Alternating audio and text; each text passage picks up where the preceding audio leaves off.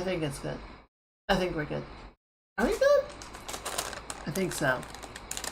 I guess we'll figure it out, right? Somewhere along the way we'll figure it out. Alright, let's go ahead and hit the button. Hi! Hello everyone! Let me get the music on. It's quiet. It's too quiet. It makes me feel anxious. Hello everyone! Welcome in. Happy Thursday. Happy Thursday. I hope the week has been treating y'all well. Let me say hi to you guys. Hello, Gally. Freedom indeed. It is time for the weekend. I forgot to wash my cup out. Damn it. Yeah, it's the spring background. It's time for something a little brighter, right? And a little standing. Happy Thursday to you as well. And hello, lurkers and VOD watchers. I hope everyone is doing well. Hello, Mage. Happy Thursday. Hope you're feeling a little bit better. I think it's going to be a lot of fun.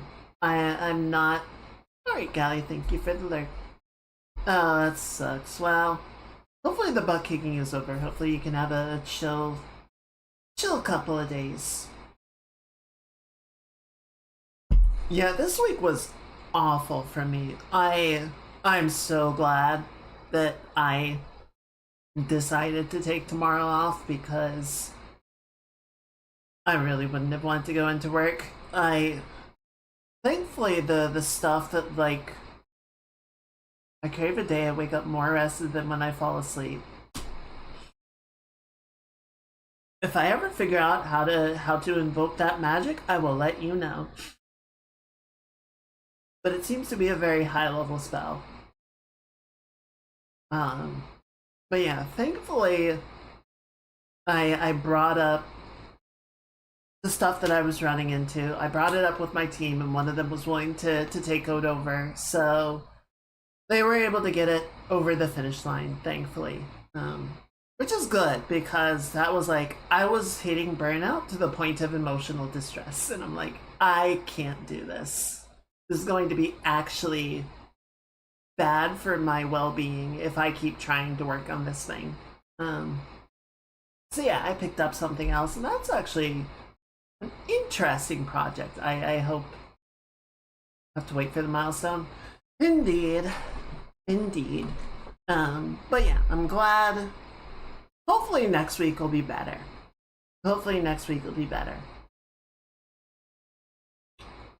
And of course, the other big thing that happened was Marathon fully launched today. They did the server slam this past weekend where they were sort of stress testing it. It was, you know, a bit of an early access demo period for people to try the game out. It seems to have gotten, I don't know, I would say mixed, but generally positive response, which is good. That is good. I'm very happy for everyone on that team.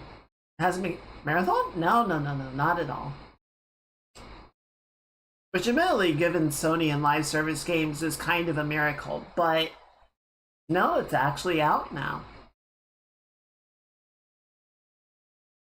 But yeah, hopefully people. I know it has been a bloody couple of months. It has not been pretty.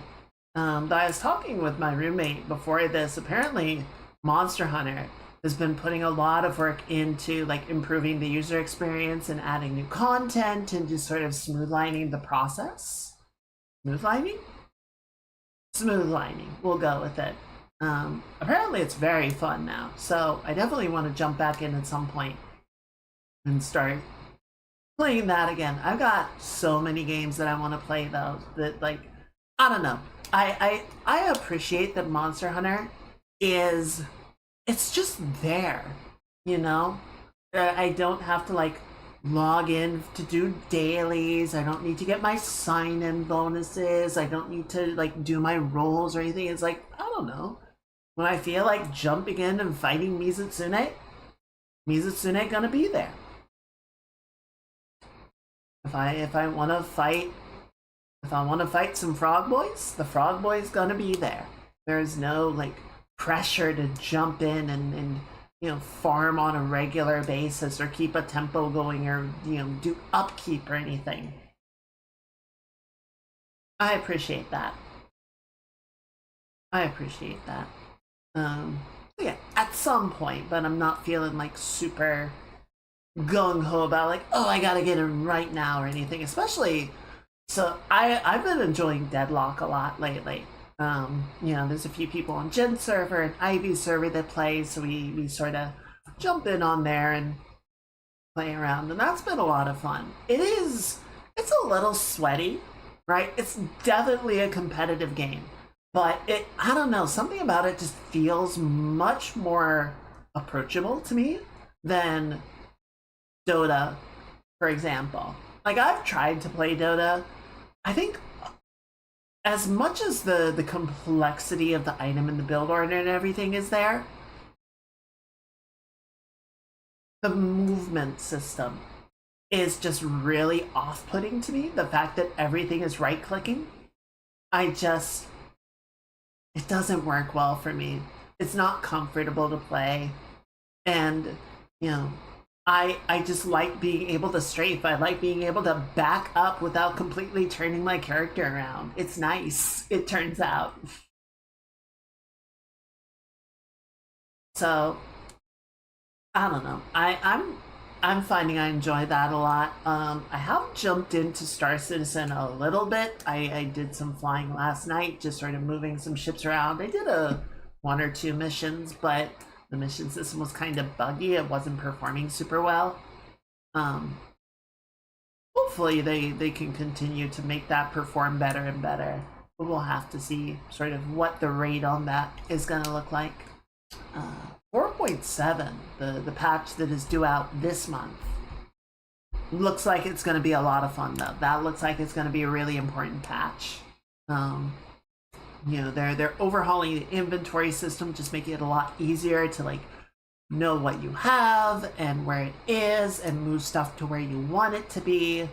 And I guess there's sort of a system in place that you'll sort of be able to access like all the inventories in your immediate area.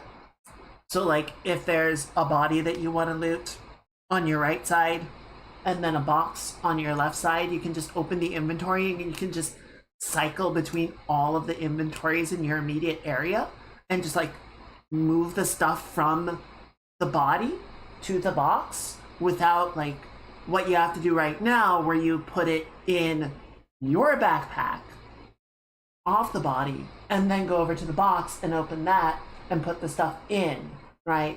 Like it's just much more fluid, and from what I'm hearing out of the test server, it looks pretty good. Well, Sonic, happy Thursday. I hope you're doing well. Welcome in, welcome in. So yeah, they got that. The plan, all this is planned, right? None of it is like guaranteed until the patch is actually out. But they seem very confident that these things are going to happen. So you got the inventory stuff. We're going to have the first version of crafting. We're going to have new missions. We're going to have new locations. I think they're planning for some more optimization stuff. It's like this is going to be a pretty meaty patch. This is going to be pretty impactful, and the crafting is really important. The crafting is important for like an insane number of reasons, right? Like it is the gateway to base building, right? You have raw material, and then you have something that will intake the raw material and output a thing. So right now it's just going to be like handheld items, guns, consumable items, maybe armor, but very light. And to sort of scale it up from there of, okay, well now you can make like ground vehicles, now you can make ships, now you can make buildings, now you can make entire bases. And now we start to introduce like item quality that you don't just find a mineral, but there's an actual quality to the mineral, a purity to it that will influence the quality of the thing that you're crafting. So now there's that extra layer of consideration of not just, oh, I found a thing, but oh, I found a really good deposit of it. And I want to, I want to keep this one close to the chest. I don't want other people to find out about my platinum deposit because they'll come drain it up. And, it'd be nice because that introduces other things for the industrial players to think about, that they're not just, it's not just how much money is this worth, it's what can I do with this? Is this going to be worth it to people to buy it from me, or can I use it to make a particularly good component or item for what I want to do? So, extra layers of complexity there. I believe I saw someone saying that they could scrap items that they had found when they did a test round on the tech server a while back, and I believe they were saying like they had a gun already and they put it in the fabricator and it was able to break it down into components that you could use to craft something else. So that's really cool as well, right? Because right now, basically what can sort of happen is you go on a mission, there's a bunch of baddies, you kill them, and then you can loot them, right? You can take their guns, you can take their ammo, you can take their armor, anything in their pockets. So, it's a nice way to get, a stockpile of gear. But a lot of times it's just kind of like, well, now I've got armor for free, and now I have more armor than I can practically use. So, you can go to a store and sell it for a little bit of money, but it's typically not worth the amount of inventory space it takes to grab the armor and take it all the way back to your ship and all the way home. But now, if this holds up, then you get a piece of armor, you get a gun or something off of a guy that you'd kill, you can take that home and dismantle it. And that could give you components to make something that you actually do want, not just a thing that you're like, okay, well, this works, right? So, I don't know. I think I think crafting is going to add a lot of layers of depth and meaning to a lot of game systems. So I'm really excited to see that starting to come into the game, starting to be something that we can really, really sort of get a feel for and give feedback on and see how it starts to evolve the gameplay loops that we already have. So that's probably going to be sometime this month. But we'll see. We'll see. And then, yeah, the big thing for tomorrow is I'm going to head over to Comic-Con. I'm going to go to the city. And honestly, I don't really have a lot of plans. I haven't really checked like the schedule for anything that I want to go, panels that I want to see. I might check on the way over just to see if there's like something that I do want to make sure I hit up. But honestly, the main thing that I was excited for is the artist alley. I want to go. I know there's going to be at least a couple artists that I know. I follow them or I've seen their work before, so I might try and find them. But I don't know. It's always fun to browse the artist alley and just like see what little treasures are just like hanging out unexpected, right? I've got a little Shen Toto print from Final Fantasy 11, and the artist was super happy because they were apparently I was one of the only people that picked up on it being Shen Toto. And they were like, oh my god, someone else that knows Final Fantasy 11.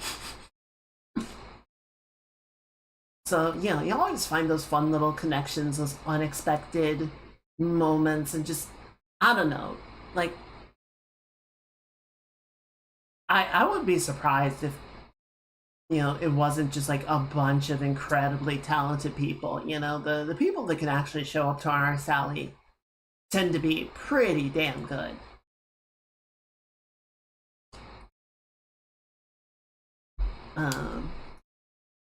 Yeah, we'll see. I'm not going in costume or anything. I actually have a white mage costume that has been sitting in my closet for years. I was working on it with a friend a long time ago, and I got most of the way through. I'd say it's like 80-something% done. But two things happened. One, I got to the embroidery phase. If you guys are sort of familiar with the design of the white mage robes, there's a bunch of like red trim, or like embroidered trim. And I do not have an embroidery machine. So I'm doing it by hand, and it kind of sucks. It's a lot to do. It's very tedious, and I kind of fell off working on it. So I gotta like finish the embroidery, and then I have to sort of put everything together. Like there's the robe. I think the sleeves are attached to the robe. Yeah, that's good to go. So there's the robe, there's the shawl, and then there's the hood. So I need to connect everything together and sort of attach the buttons and everything. So there's that aspect of it. And then I need to design the staff, which is a challenge in of itself. Get that printed and painted. And yeah, the other thing that happened was the friend I was working on it with moved away. So, you know, the sort of in the same way that I like, you know, working with stuff with you guys on stream, I would go to visit them and we would just hang out and work on cosplay stuff together. So it was sort of a, you know, 2-in-1 hang out and work social activity. And then they moved away, and so I kind of didn't have that like dedicated time to work on the costume, and I kind of just stopped. So I don't know. I feel like I say this every year, but maybe this will be the year. Maybe I can get it ready for the summer convention. That would be cool. That would be fun. Maybe. Or maybe I'll try for next year. Maybe I'll try for next year. I do want to finish it because I look at it sometimes. I'm like, dang, you are really close. But it's just, it's that last little, like, mustering the energy to get it over the finish line, you know? But perhaps, perchance. Let's see, what else happened? I had physical therapy yesterday, which went well. You know, my physical therapist I think is pretty good. I feel like I feel like my sort of condition, I guess I would call it, is a bit odd to them. Just because, you know, I feel like a lot of times when people go in for physical therapy, they have something like specific that they're trying to tackle, right? They have an injury that they're recovering from, or they have a medical condition that they're trying to resolve. And for me, it's like, yeah, I've just got like some funky joints, and I want to improve them so that they don't bother me as much. And they're just kind of like, all right, well, let's do some exercises, I guess. But they're very cool. They're very supportive. You know, I kind of update them with what I've been up to and how the home exercises are going, and then we do some stuff, you know, at the office, and it goes pretty well. We got to talking about bike riding because, you know, I've been doing the running. I got a bike ride in last week. I don't think I'm gonna get one this week. It's pretty rainy, but you know, we were sort of talking about like, oh, you know, I would like to sort of do some of these rides, and you know, I got up to about 40 some miles last year, and I would like to see if I can beat that this year, you know, maybe get up to something like 60. And that led to us talking about, there's a bike ride called the STP, or the Seattle to Portland bike ride, which is really long. What does it say on their website? Let me check.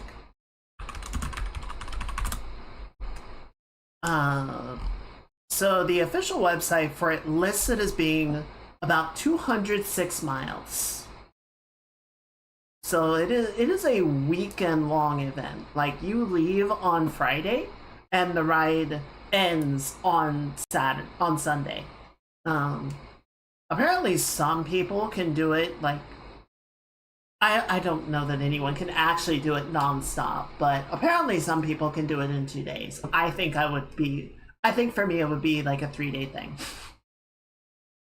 Because that's still like 65 miles, 60, almost 70 miles a day, which is, it's like, yeah, do the longest ride that you've done and then almost do it again. And, it would not be a continual thing, right? Like you would start in the morning and you would go and you would take breaks, you would have lunch, um, you know, and then by the end of the day, you would have aimed to get about 70 done, right? So I don't think that's in the cards for this year. I feel like if anything, that's going to be a next year type of high goal, right? I feel like what I would like to try and do this year as like a pinnacle ride would be something in the ballpark of 60 miles. If I can get up to that, and especially if I can get up to that and feel good about it, right? Not feel completely exhausted, but still feel like, okay, I handle that and I feel good. Then yeah, I think we could definitely look at doing STP next year. But I don't know. Part of the challenge is always because I don't have like an indoor bike or anything. I just have my actual bicycle. So I'll bike during the spring and the summer and the fall, and then during the winter, there's not really a lot of opportunity because it is wet, cold, or wet and cold. And so, over the course of like 3 or 4 months, I get rusty, I feel like the last couple of rides, like, I haven't felt bad about them, but I definitely have not felt in my prime. So, I'm gonna have to sort of get back into the groove of it, get back into shape and feel good. And then, like, once that's happened, get up to the distances that I want to reach.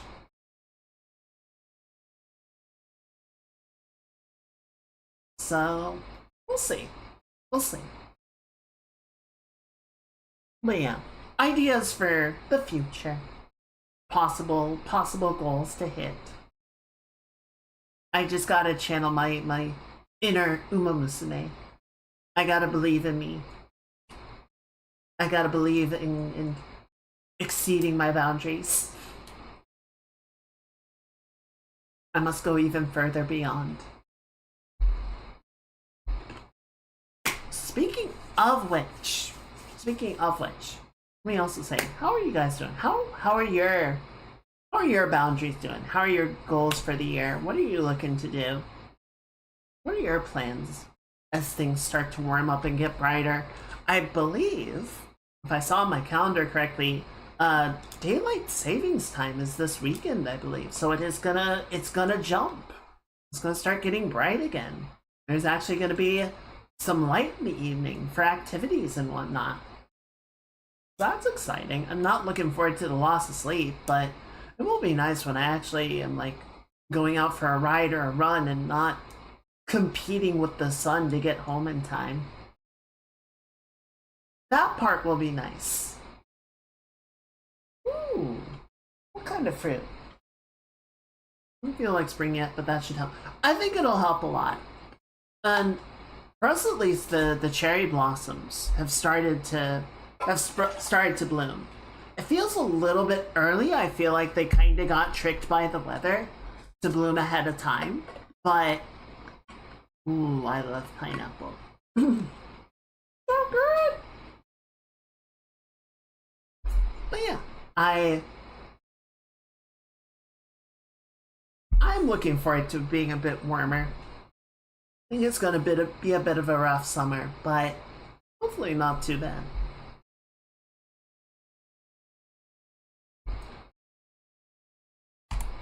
So, the plan for tonight. Oh, we are back. We are finally back to it. We've got the rig for the character not fully resolved. I think there's still bugs that we are trying to sort out, but I think we figured out a lot of what the problems with it were. I think we at least have some know-how, some understanding on, if we continue to run into bugs, what to look for and how to solve them. So we're going to revisit the tutorials from before, the animation guides that we were following, and sort of go through some of those things. I also have with me my copy of the Animator Survival Kit. So I got this from a friend years ago. So use that for some of the graphs and guides and step-by-steps. So the main tutorial that we're going to be following, the guy is looking at doing like a dash animation, which is fine. But I think we're going to sort of follow along, but while they're doing the dash animation, we're going to be trying to do a walk cycle, right? Something a little bit more applicable to what we need. Granted, I don't know, there might be use of a dash at some point, but for the time being, we know we need a walk cycle, so we're going to focus on doing that, right? And then, yeah, we'll probably have to pause and do some bug squashing along the way, and just kind of go from there.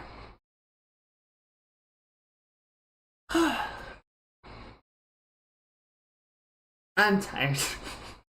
It's been a long week. I'm ready for the weekend. It's gonna be a pretty crazy weekend, but I think it'll be fun. I'm just sort of looking at the guides. Okay, so why don't we go ahead and jump over. Ooh, excuse me. I'm over on this side for Unreal. And we're gonna go here. There you are.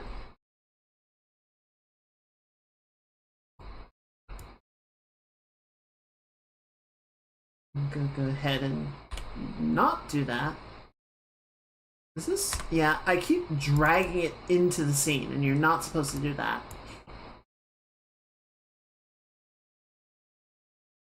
Yeah, so we have our character, and she is, keyed out from the previous attempts, right? We've got the walk cycle baked into the control rig, and if we set that to play, you can see it's looking much better than it did before, right? We have the priorities set up in the way that we want, or the parent hierarchy is set up in the way that we want, so that the shoulders aren't like bobbing in a weird way anymore. The arms still snap a little bit, and that might be a bit of an issue with the IK distance or something, that it's sort of hyperextending the arms through part of the swing.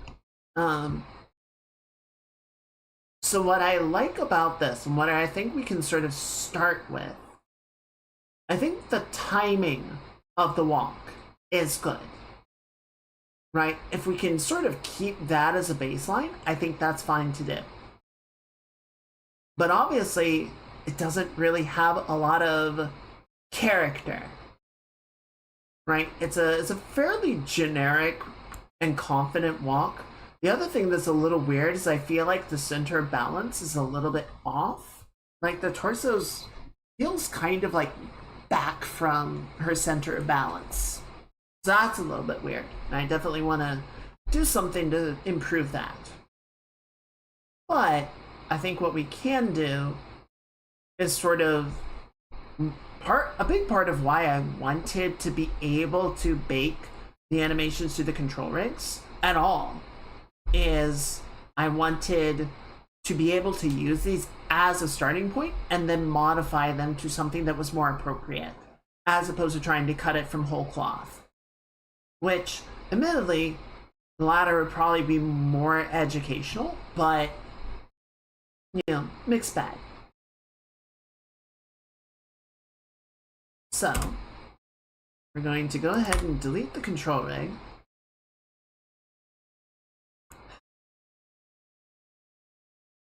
I'm mostly thinking about, do we want to do that? I feel like we'll have enough opportunities to do animations from scratch. It will probably be helpful just to start with this, right? Start with something more simply available. So we're going to baked control rig, baked control rig 1. What I want to do in this, so I got a bunch of options. We have the option to reduce the key. So I want to reduce the sample rate to 12. I'm gonna set it really low.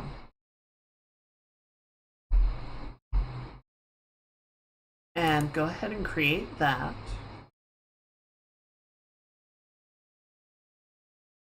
I still feel like that's a ton of keys. That feels like so many, but it's also a lot of things stacked on top of each other. Okay, and then we're going to go to our animation tutorial. We're going to bring that up right here. There you are. And I remember there was a thing you said about disconnecting the animation, so we gotta find where that was. Okay, so it's in the sequencer.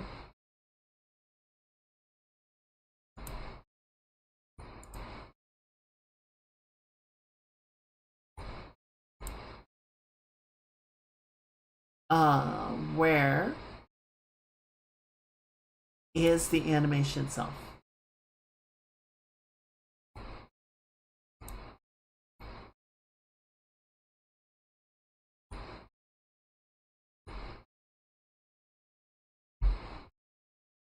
Okay, so I gotta go find it now.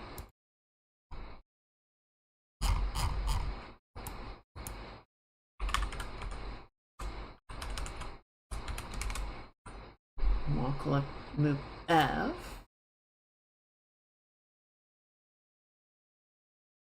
There you are.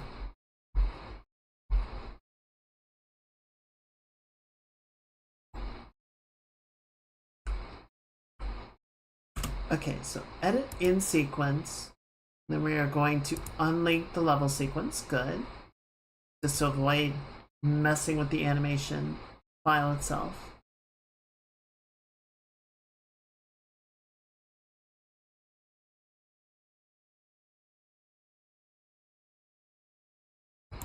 Okay, so let's open this up a little bit, shall we? So we got the sequencer. We've got all this. This is extremely busy, right? There's a couple of things in here that we definitely don't need because all the stuff with the foot is just kind of messing it up. It's getting information that is not actually helping us. So where is that located? I believe it is this guy.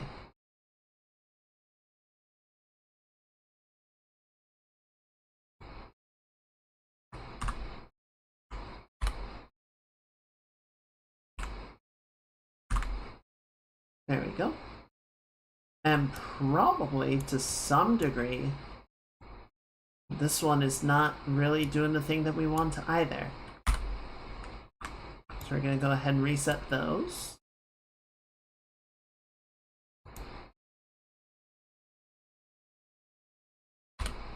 Reset that. And then let's go ahead and get rid of these guys. There we go. Let's just see how it looks now. Yeah, see, perfect. I mean, you can't see it as well because it's out of the way, but see, that looks much, much, much, much better. I like that. Okay, so sort of similar to what 3P is talking about, that, you know, he baked the sequence to get the idle animation for the start and the end of the pose. If we go to the Animator Survival Guide, you see we have essentially 5 poses, right? Contact down, pass, up, and contact. So that creates 1/2 of the walk cycle. And then you would repeat it on the other side. Right? They shade the far leg to help indicate which one is in the front and which one is in the back. So if we start here, Jordan's left leg is forward and her right leg is back. And I might have given her a torn pant leg on one side to help indicate which leg is forward.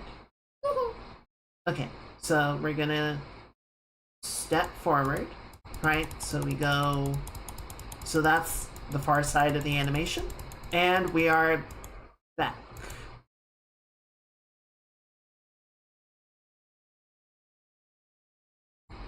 So that's frame 14, 15.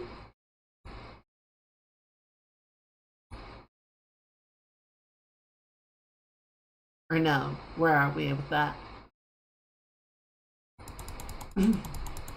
So yeah, if we go out to frame 16, we step back. Or no, what?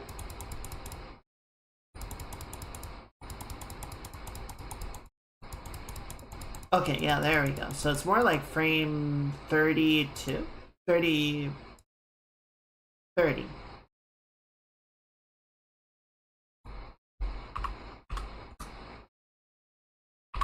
Around 30 will do.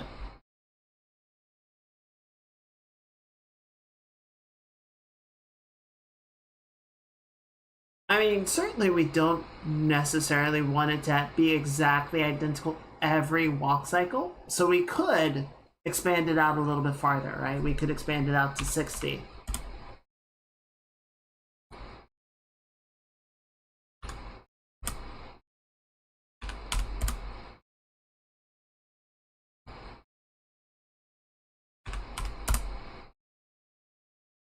And then we would just delete everything after that point.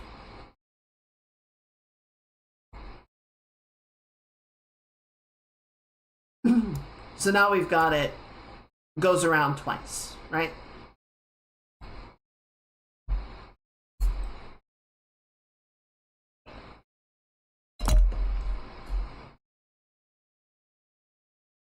So if we expand our view out to that point, you can see we still have a lot of keyframes in here. Sorry, 1 second.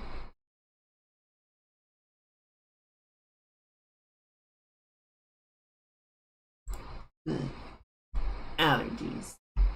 Okay, so yeah, we've got 1,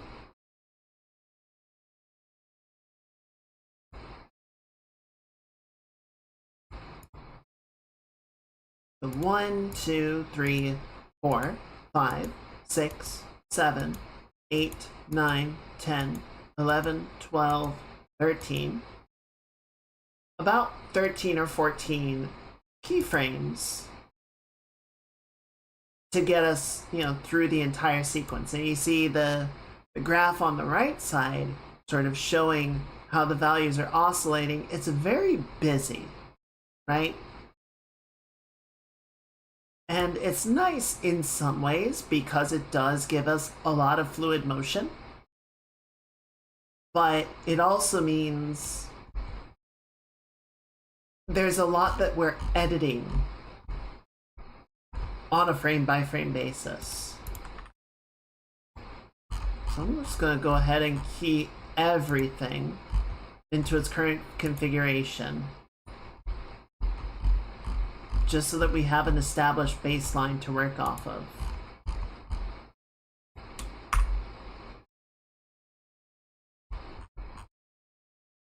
That looks good.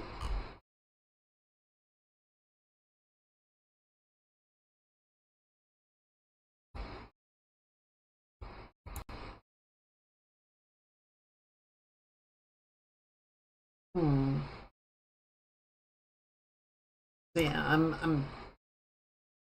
I think for the sake of argument, like I'm gonna allow myself to use this as a starting point, but then Like, so we've got, if we compare it to our guide, right? We've got contact.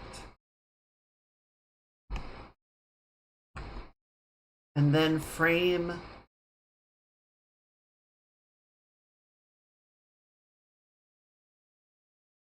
Okay, so we're it almost looks like we're skipping the down animation. And admittedly, you know, the animator survival kit really sort of exaggerates it to some degree.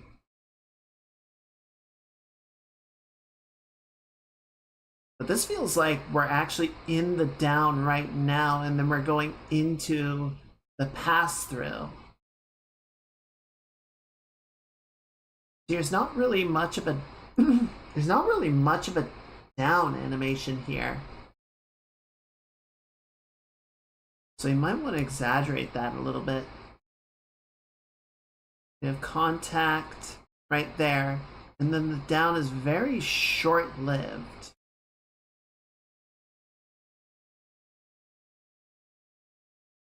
But the pass-through is right there. On frame 8, it looks like. It's weird, because the keyframe almost looks like it's like in between frames.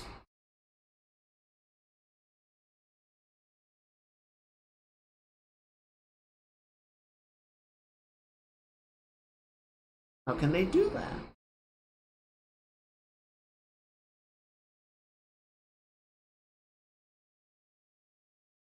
So if we want to keep that,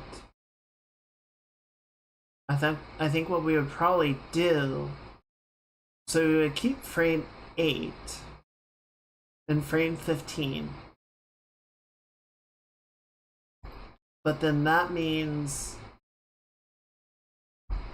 see, I wish there was a way that we could, like,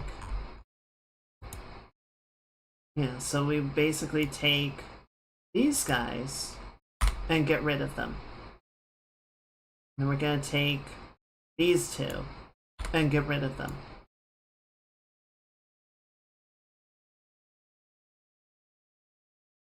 And then frame 23, so we're gonna get rid of that.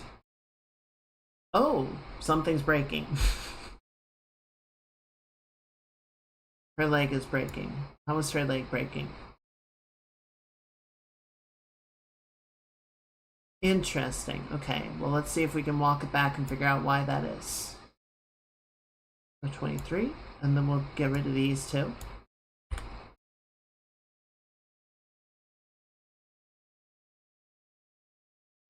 Get rid of that. And get rid of these.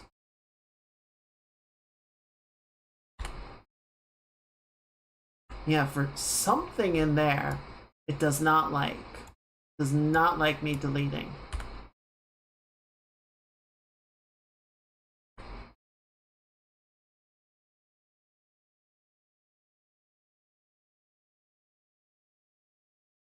So we're gonna have to go in and figure out what's happening with that.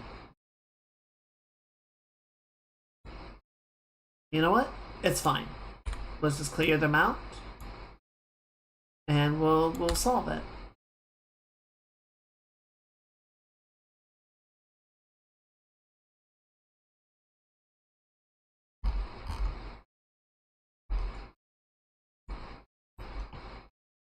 Okay, so if we go down here,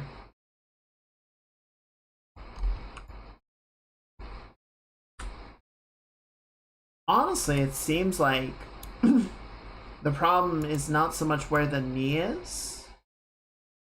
It might be where the foot is. Yeah, see, if we just move the foot far enough back to where it's supposed to be, then it's happy again. It's just for something in what I deleted was not, you know, getting the foot back to its translated position. Using how far we come to be using Unreal 5. Back then they used Unreal Engine 1 to make the first tournament from 99. Yeah? And a lot of the core structure for Unreal 5 is still that same engine. It's just iteration. Better tools, better components, better systems, but the same core logic.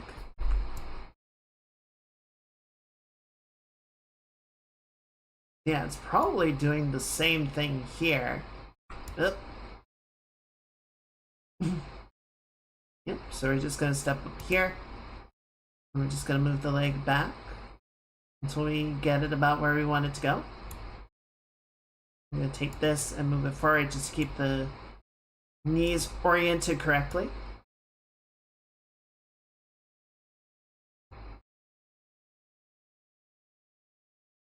Same thing is happening here.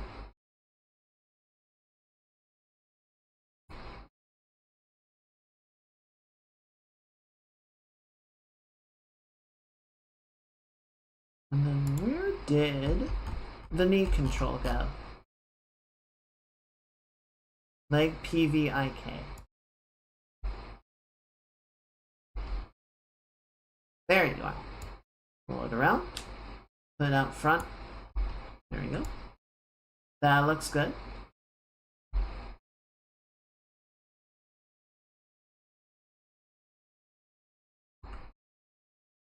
Okay. I'm just going to pull it a little bit forward just to make sure that they're not collapsing inside the knee. Yes, and that's a good point, actually. So let's hide this for a minute.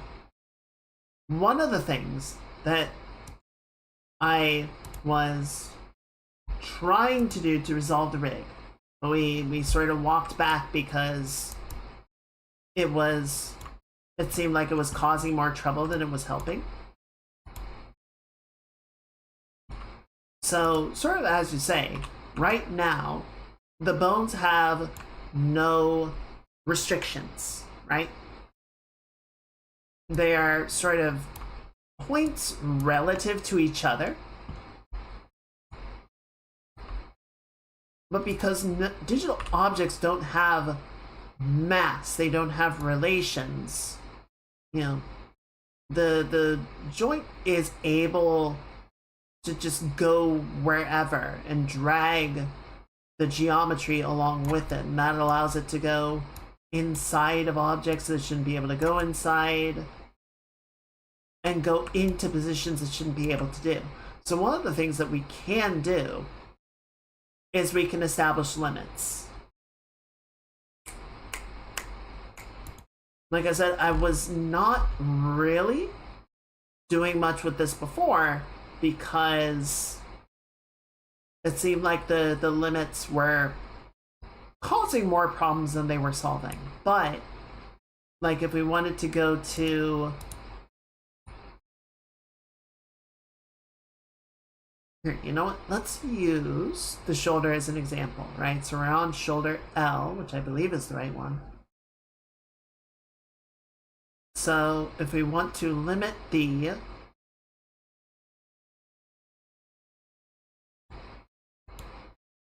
okay, so it already has limit values. And then we're going to limit the pitch and roll. We're going to limit its rotational capability to effectively 180 degrees in either direction. And then draw limits, yep.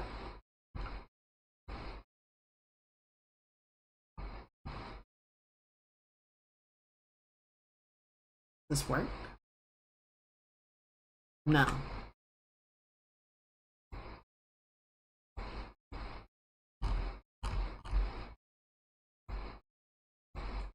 Let's say negative 90, negative 90, negative 90. And then the max values will be 90.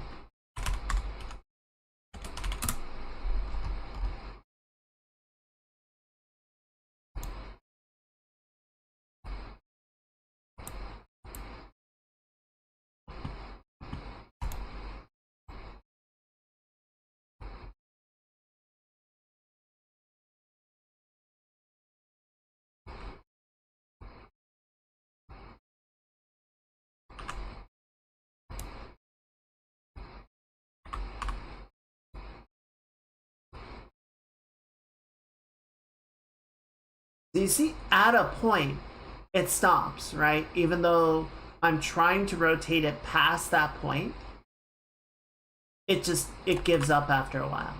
Whereas if I go to this one, which doesn't have any limits set upon it, it can just go all the way around.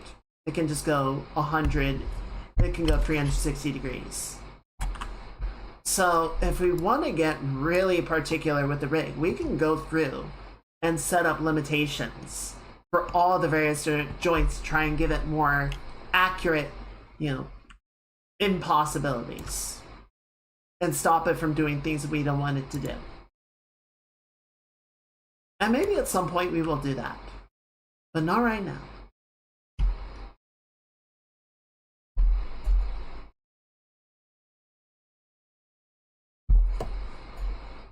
I might be wrong, but I believe those are sometimes also referred to as constraints. So one of the things, so we've reduced the keyframe count by a lot, right? But the upside to this is it makes it much more reasonable to go through and work with. You notice the downside, though, is that we've lost a lot of the shoulders are doing something really funky, but we've also lost a lot of the smoothness. The feet are doing something kind of weird. It's much more mechanical because we got rid of a lot of those in-between frames that were sort of giving us that dynamic, natural movement. So a couple of things that we just need to go in and unfuck, but it's okay. Okay, so that shoulder looks pretty good.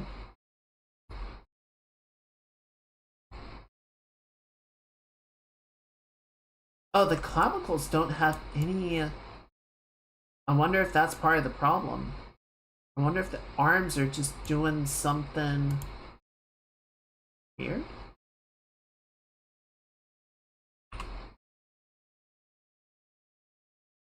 Let's see what you're doing. Oh, yeah, they seem to be behaving very strangely. Okay, so yeah, let's sort of get at this point, get the elbow control to where we want it to be.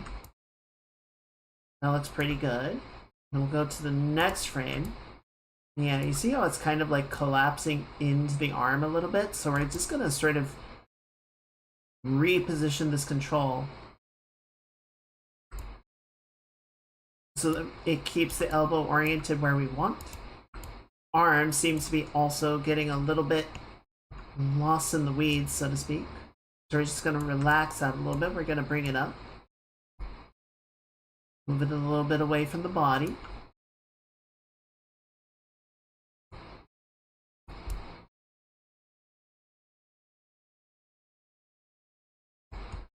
Right, I might bring this one a little bit more forward and this one a little bit more backward, just to sort of reinforce it. Yeah, you see at this point, the elbow controller is out in front of the arm, which is going to cause the arm to like twist unnaturally to try and maintain that positioning. We're just going to put it right back there. And then we can jump to the next frame. That looks better. I'm going to keep, this guy a little bit farther back. And yeah, now this one, I think, is inside the arm. Yep, there it is.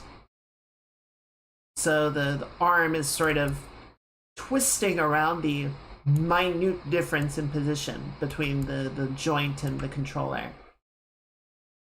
So we're just going to sort of go through and clean each of these up one by one. Right, now we're back at the pass-through. So the arms are kind of doing the same thing as the last frame that we cleaned up. So we're just gonna sort of bring this up a little bit. If that leg is going forward, we're gonna want this to go back slightly.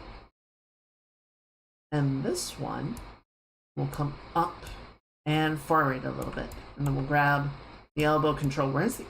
Okay, elbow control is okay. I'm just gonna pull it back a bit. Maybe something like that.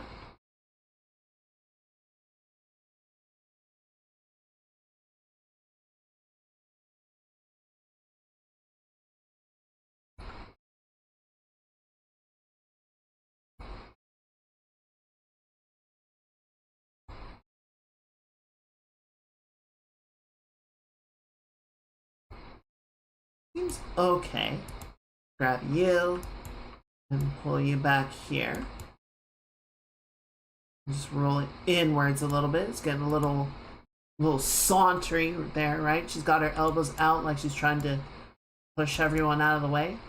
Doesn't really work, doesn't really make sense. I'm gonna bring this arm in a little bit. And maybe we will pull the elbow out just a little bit so that the hand can sort of roll onto the inside. Like that, maybe. And step through to the next one. Pull it back out so it's not clipping. Pull it up so it's not hyperextending.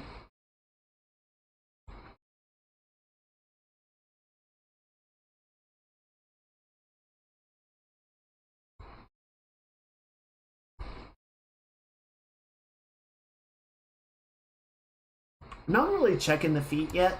I'm mostly just sort of checking, each stage of the arm. Oh boy, what happened there?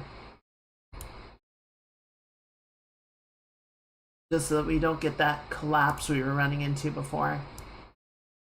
That looks okay. And then maybe just sort of bring this arm in a little bit. And I think, yep, still hyperextending, and the elbow's broken. There we go. Though now that the elbow's fine, it can probably come back down a little bit. And then 2 more.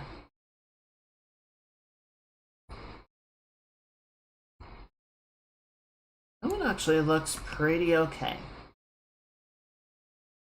I'm just gonna grab these PV controls. Make sure that they're not going somewhere we don't want them to be. And then last frame. Trying to hide inside the arm again.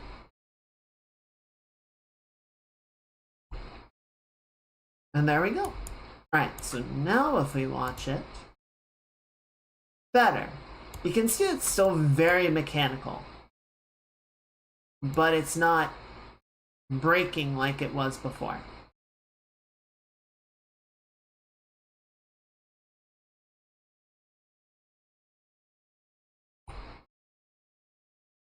But yeah, this is why I wanted to cut down the number of keyframes to something like this. This gives us an actual value that we can operate on, right? That we can go like, oh, this is how far, this is how many cycles we need. I'm gonna jump back out. Like, you can see how many were there originally, and this was the reduced number. No.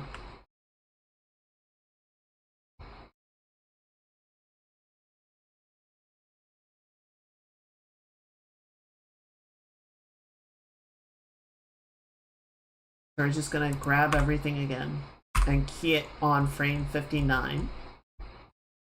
And then that'll let us collapse everything here and delete everything after that point.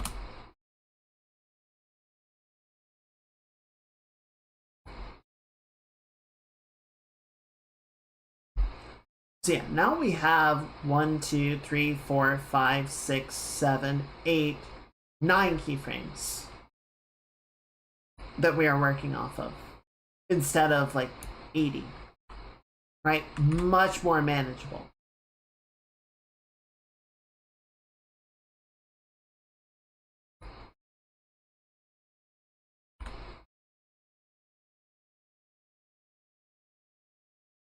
Much more understandable. And then as we go, we can go in between these keyframes to add more fluidity to the motion. But I don't want to, have to go into like 20 keyframes and adjust the positioning of the feet each time. I want to do it for the first one, right?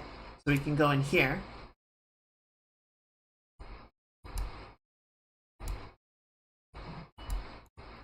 I wish, Let me check really quickly.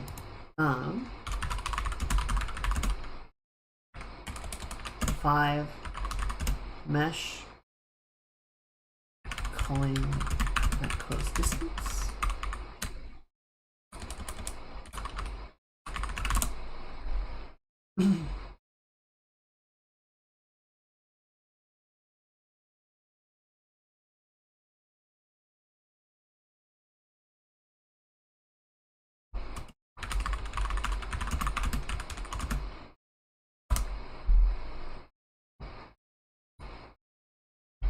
Select the stack mesh details rendering downscale. Okay, select this. Well, it's not a static mesh though.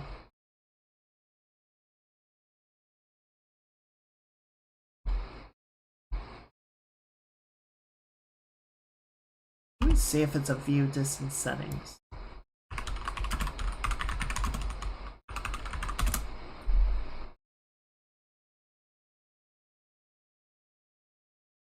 Let's see.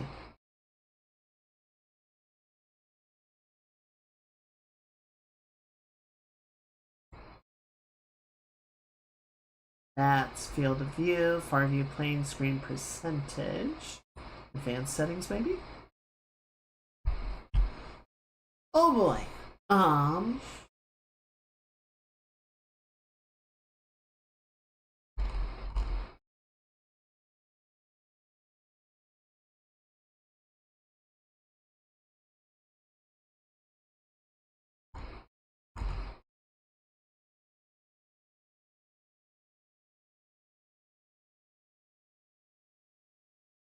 I don't see anything in here.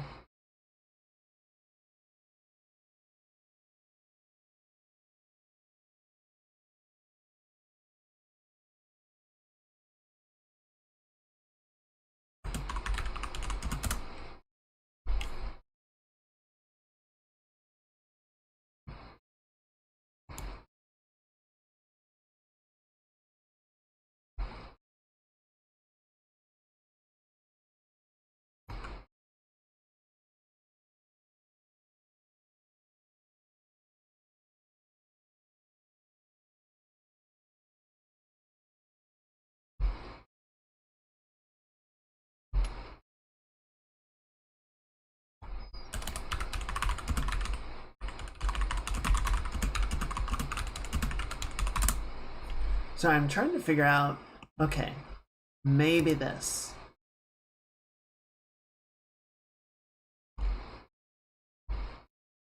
Try to increase bound scale of the skeletal mesh.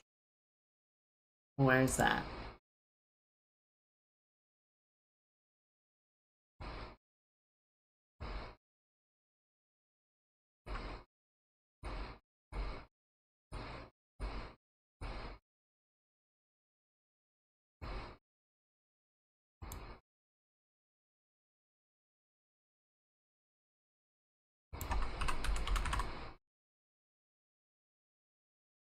Bound scale. Related to these characters, enable use attach parent bound. No.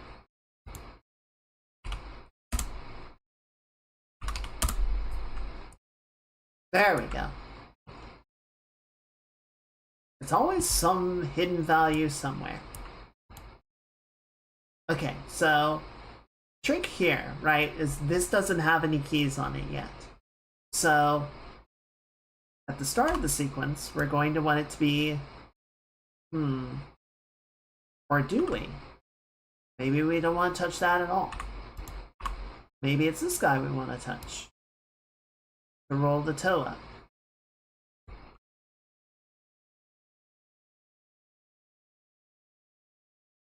And then we're gonna go out to the next frame, where it is relaxed, so that looks good.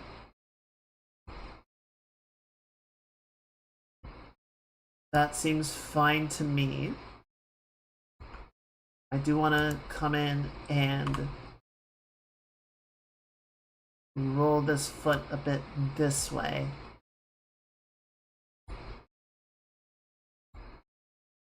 just so it's not quite so like duck-footed. We'll come back here. Good. The next frame seems fine.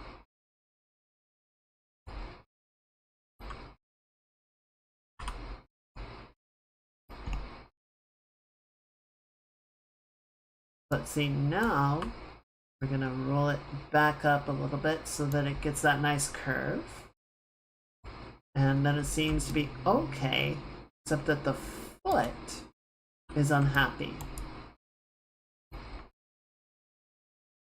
So, pretty good there.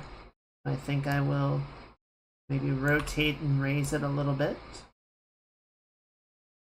And we go back here, so this should be trailing more like that. Maybe not quite so far out. Sort of plant this guy a little bit better.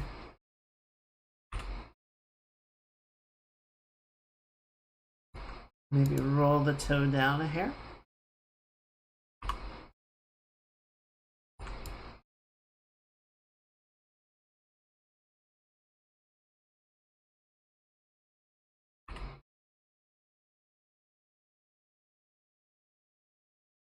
We'll check the planting of the feet later, make sure that they're not sliding around. Move on to the next one. Maybe push this up. Maybe slide it back just a little bit so it's not hyperextending the foot.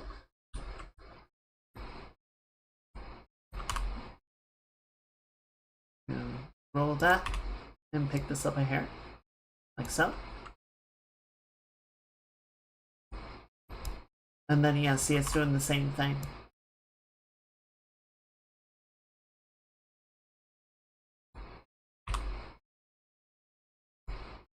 I think I was saying at one point before, but I kind of feel like this is similar to motion capture data.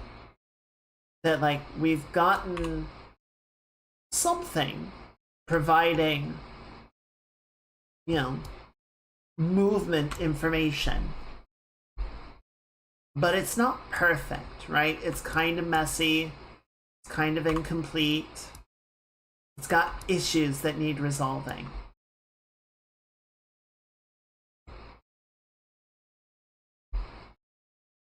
So now we just gotta have to sort of come through and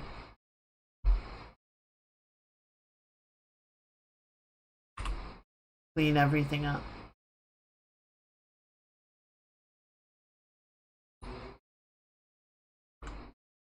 Now what I want to do here is we're going to grab your 0 keyframe and we're going to copy it. We're going to go down to the end.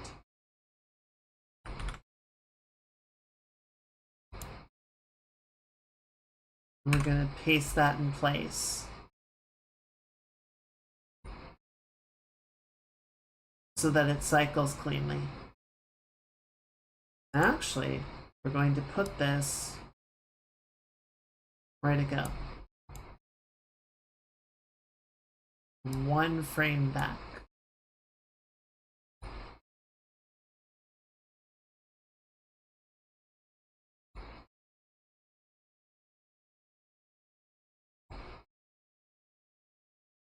There we go.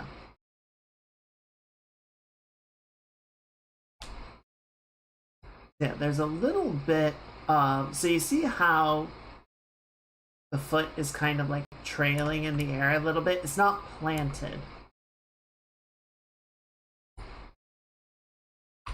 So we can go in here and clean that up a little bit. Make sure that the foot is actually like in the ground, on the ground. We might even, you know, drag it down a little bit so it clips and gives a good sense of contact. We'll sort of set the toe down as well. So it's not still like curled upward. It just gives that better sense of effect with the ground. Yeah, that looks pretty good. This one looks okay, but we can make it better.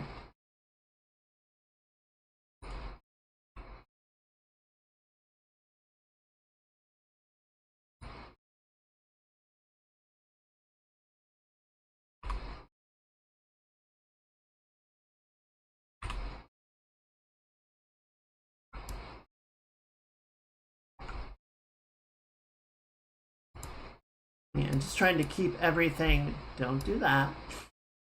Just trying to keep everything on the same keyframes just so that we're not like chasing stuff all up and down the timeline and trying to figure out, oh, you know, where did I set this? Where did I set that?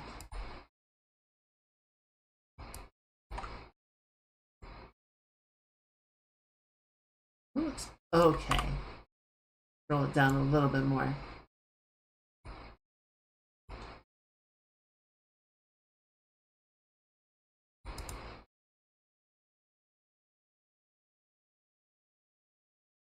Certainly better.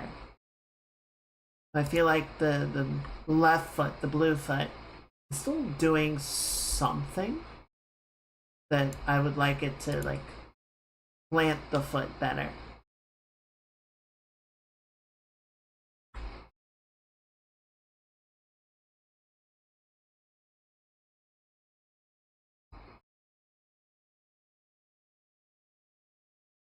Yeah, and this might just be one of those things that we need more keyframes to define, right? Because like it plants there, and then by this frame, it's already on the way back. Like it just sort of rolls that distance, right? In a way that doesn't really feel natural. And I'm not sure that there's a lot that we can really do with the number of frames we have. We might just need to like cut in a frame, sort of get the foot on the ground flat faster and let it plant, you know? So I'm not going to overly stress it right now because there's other stuff that I want to do with the walk cycle before we get to, you know, subdividing the timeline further.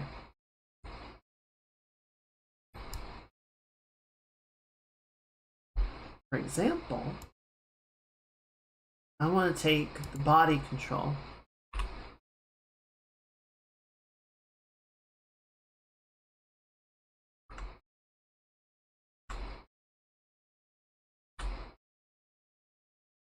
I want to take the Z location.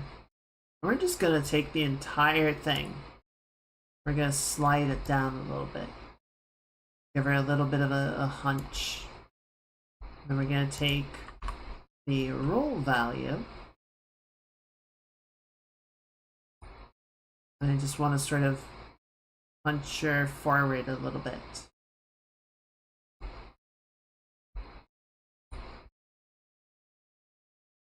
Maybe slide her forward as well. Like I said, I felt like she was a little like, backward seated. Like she felt like she was kind of leaning back a bit too far.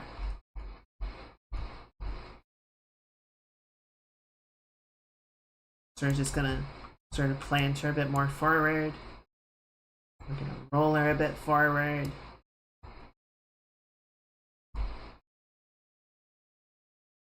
And give her a little bit more of that like punched, concerned look. Where's the head controls? What are we playing with here? So right now we're on, I think we're on neck FK at the moment. Let's go back up to the top. Yeah, there we go. We can go up here. And let's, so yeah, right now it's really level. Let's just kind of lower the head down farther.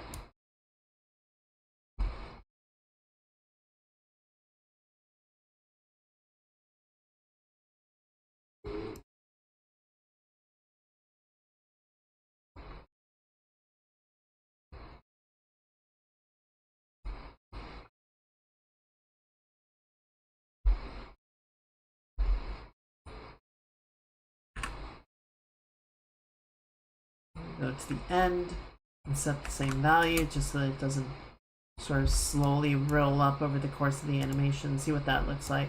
So see, now she looks really determined.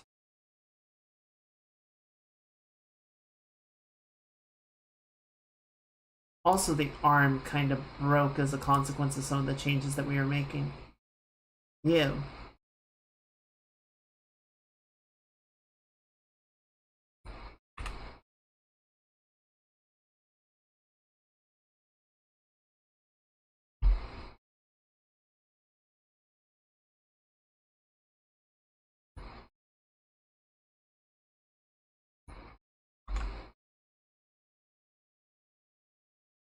Hmm.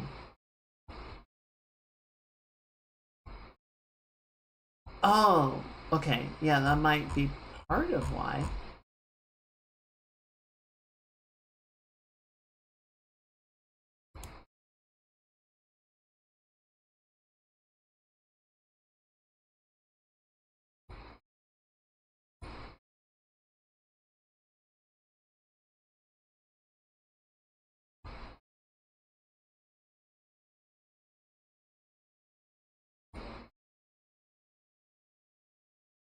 Yeah, there's a snapping going on here that I don't like.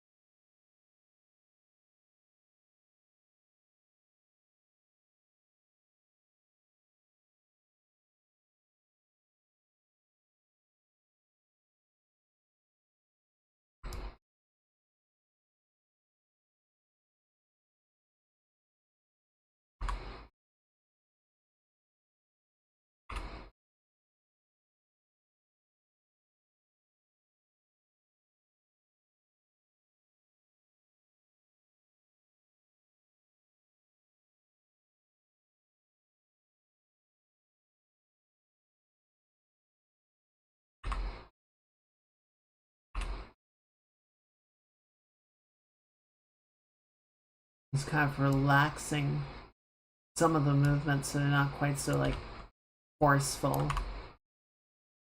Right, give it just a little bit like a softer overall range of motion. And cleaning up some of the joints that are hyperextending.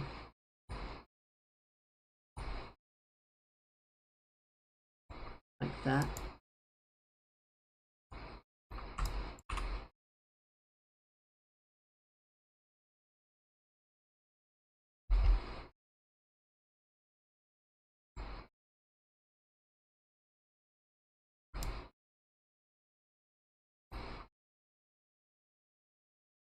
Still have one.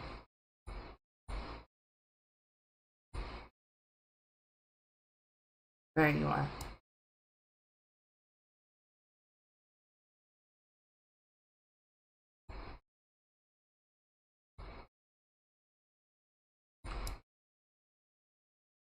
Oh, it's better, I think. There's still something weird happening in there, but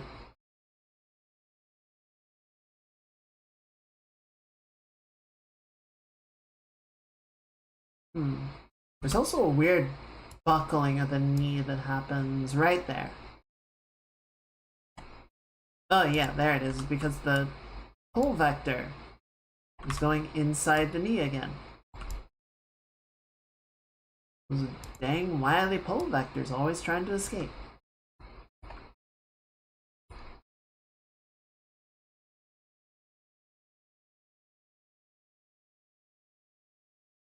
Left elbow jerks inward during the stride as well. Yeah. Where is that?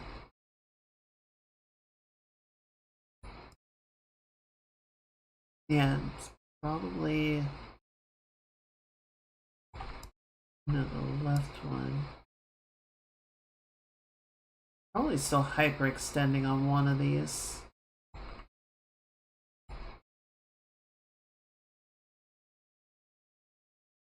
Yeah, there it is.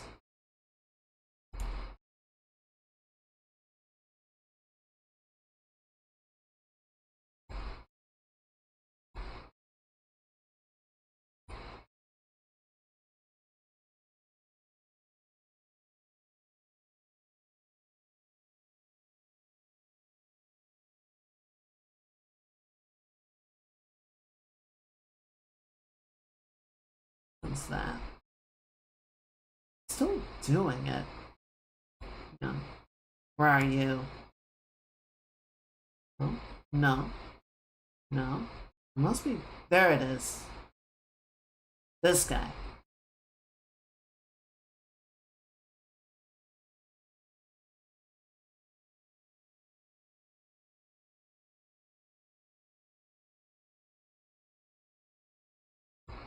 Yeah, so this one should be farther back, and maybe this one's a bit farther up.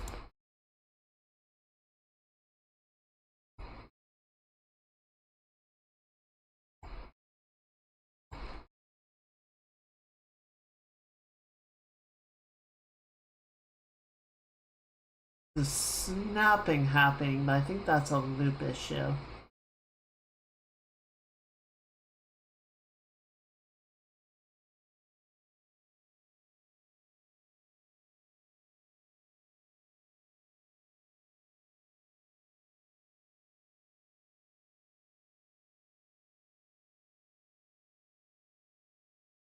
Okay, so let's go back here. Let's collapse everything. We're just gonna copy this keyframe. And we want to go down to the end. We want to paste the keyframe in place.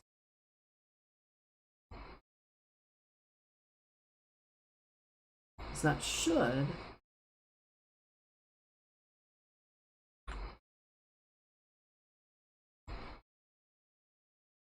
Or no, we're gonna delete this one.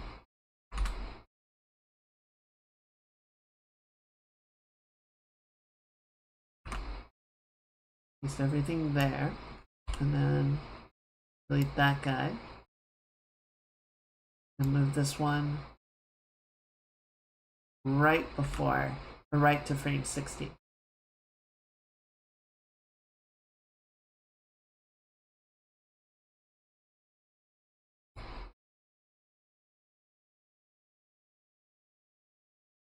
Oh, see, we're starting to get stuff that's actually not on our frames. They're like off from each other because I'm not being careful about this.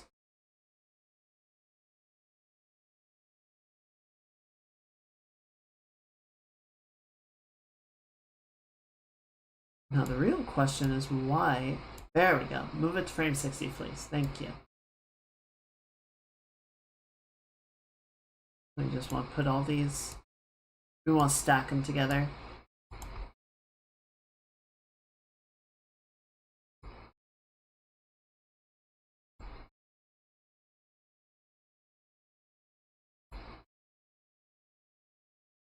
Let's try and keep it clean for right now.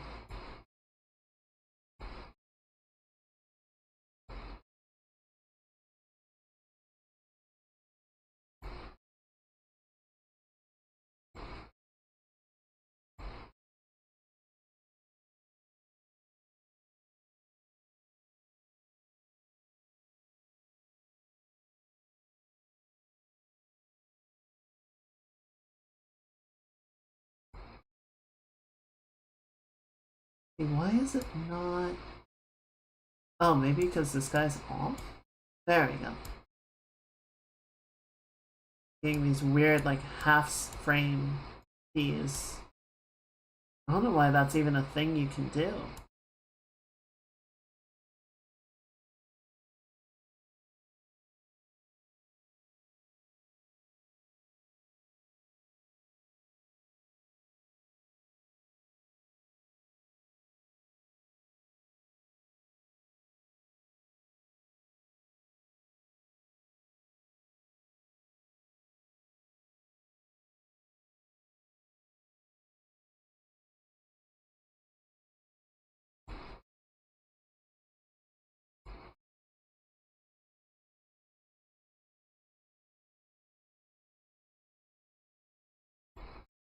Okay.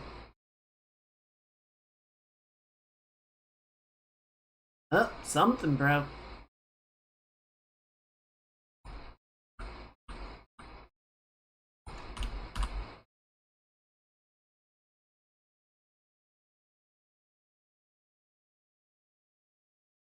Fucking pull vector, man.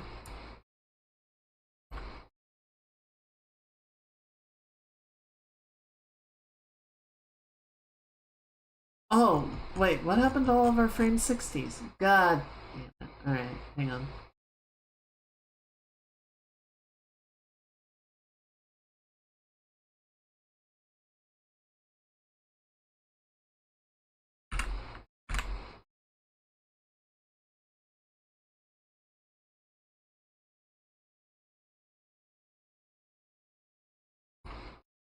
Well, certainly not perfect, but I will still take it as a good starting point.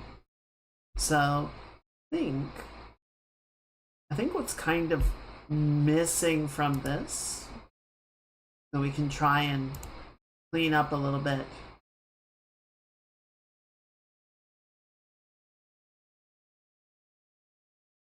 So let's go to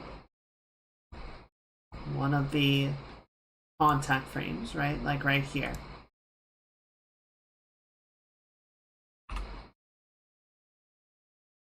You see, I don't really necessarily want to move this too far because that starts to break things in a bad way.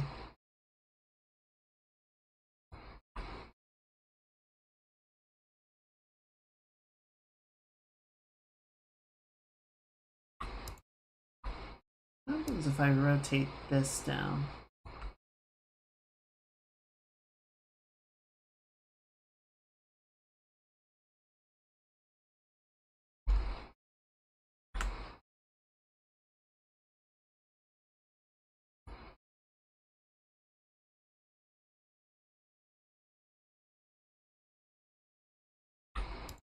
Grab the head. Just delete this frame so we can just sort of rotate it as we need to. Now what's gonna give this a more like nervous or unsure posture? Because right now it feels more like locked in.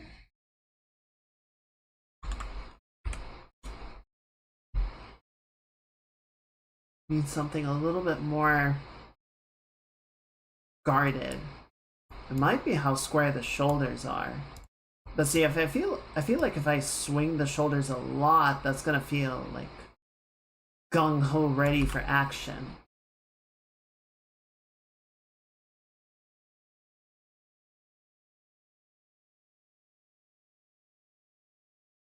Maybe swing the clavicles up.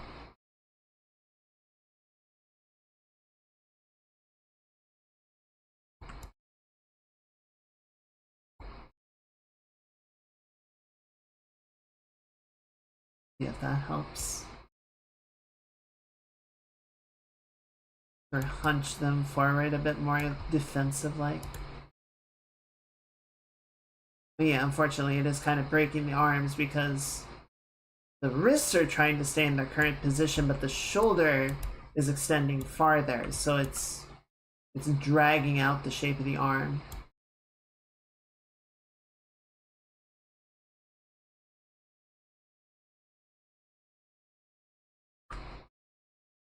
That's not what I meant to do. This is zero out this value.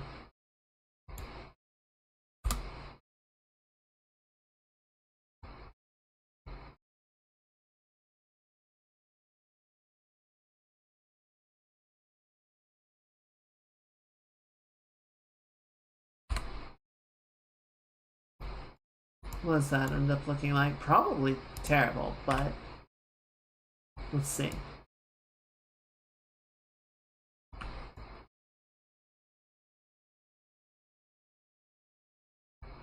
Yeah, she looks pissed. It's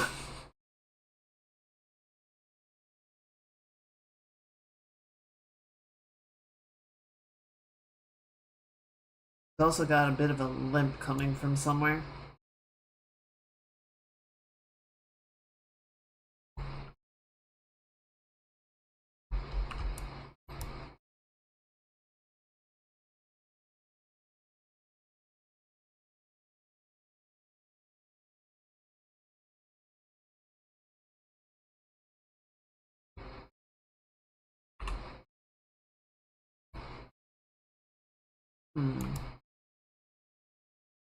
I know I said we were going to watch tutorials, and we haven't really done that because I've been trying to just refine a lot of what we've got here.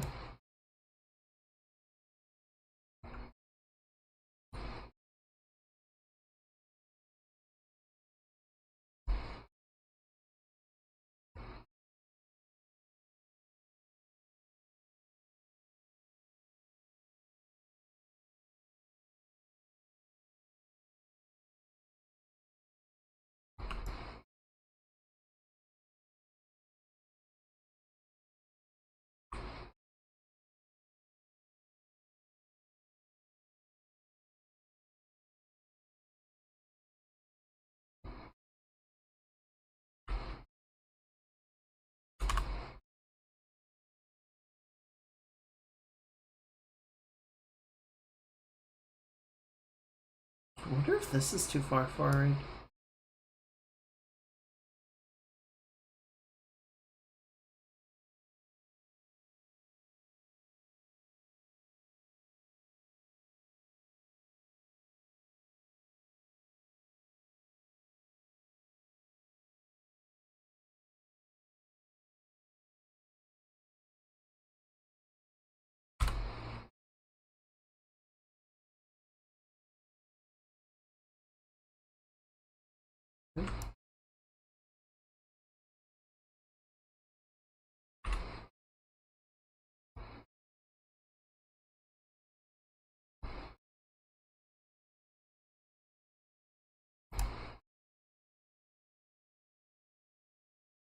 See. Shouldn't the leg that is going forward be canted? Well, I guess this is coming down, it would cant more to that side.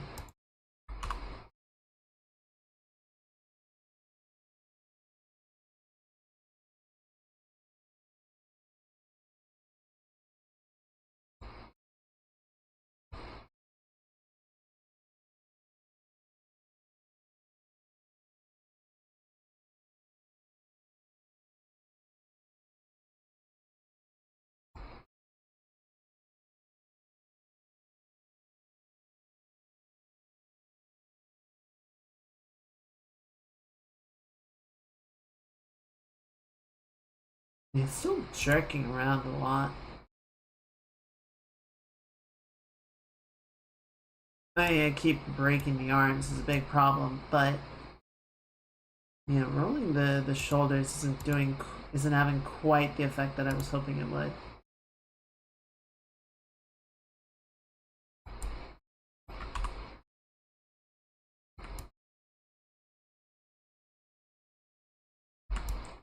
That's good.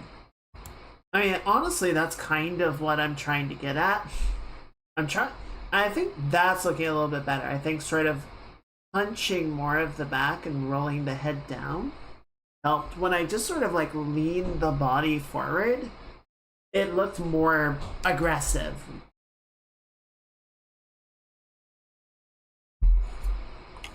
Yeah, that poor arm is still shattering like every step she takes, but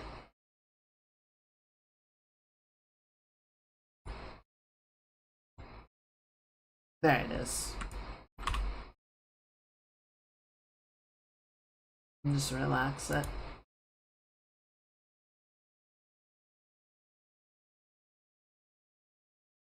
Yeah, it's still very uneven, but it's getting a little bit better.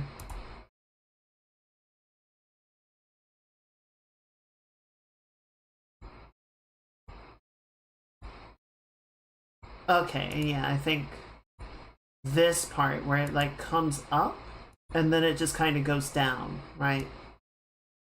I think we need to give it a little bit more room to maneuver so it has more of like a continual sway.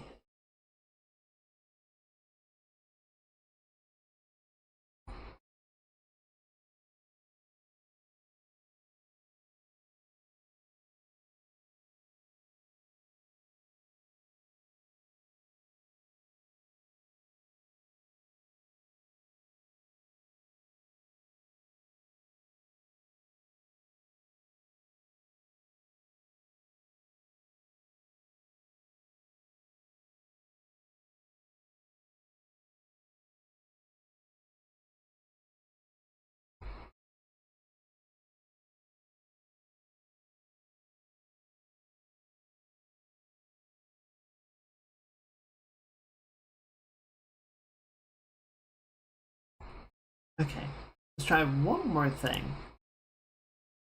I'll grab you, and then your Y value. Gonna I do want to try moving it a little bit forward, just as much as it'll allow.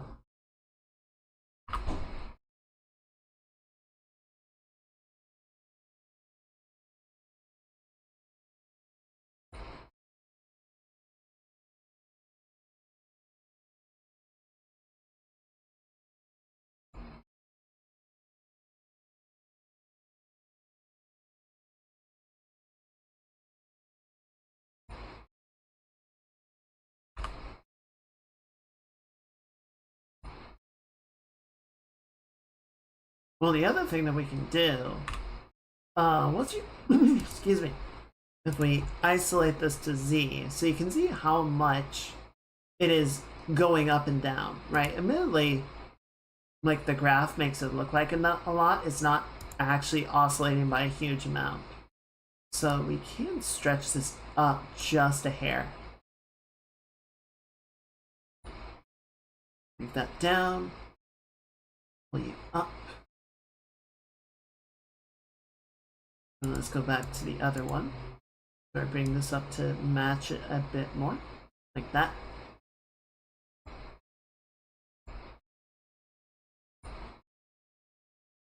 Oh, why are you doing that? Oh, because I did that. Oops.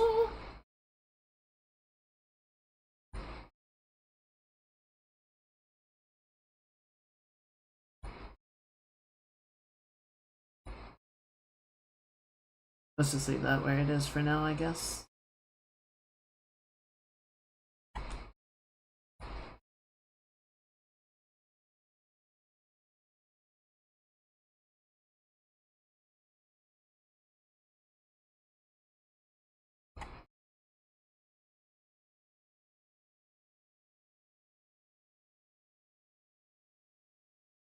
Actually, probably just zero these values out. I don't know why it's like shifted as far to the side as it is.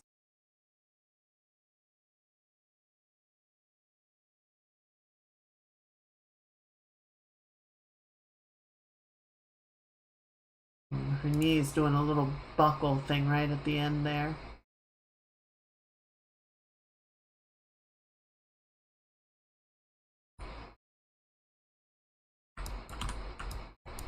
Will you stop going inside the knee like that?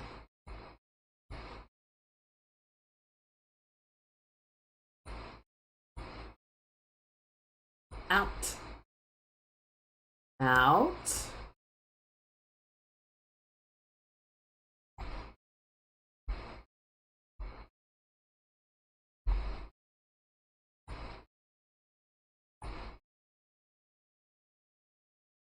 Yeah, it's still spazzing a little bit, I think, because if we go out to frame 60, our hidden frame, yeah, see? Still doing it. There we go. Cleaner.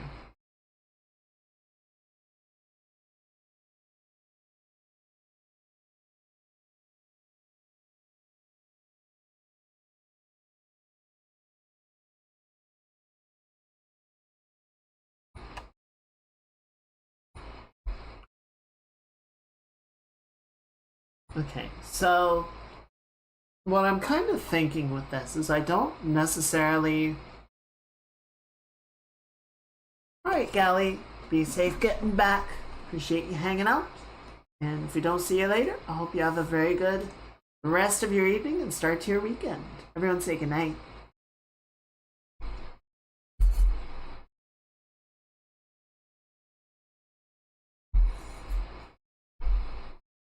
So I don't really want to sort of integrate the lean to either side that allows her to pull the book, because what we want to do, if we go back to our animation tutorial from earlier, you remember the last section is like, or one of the last sections is he creates an idle look at watch animation,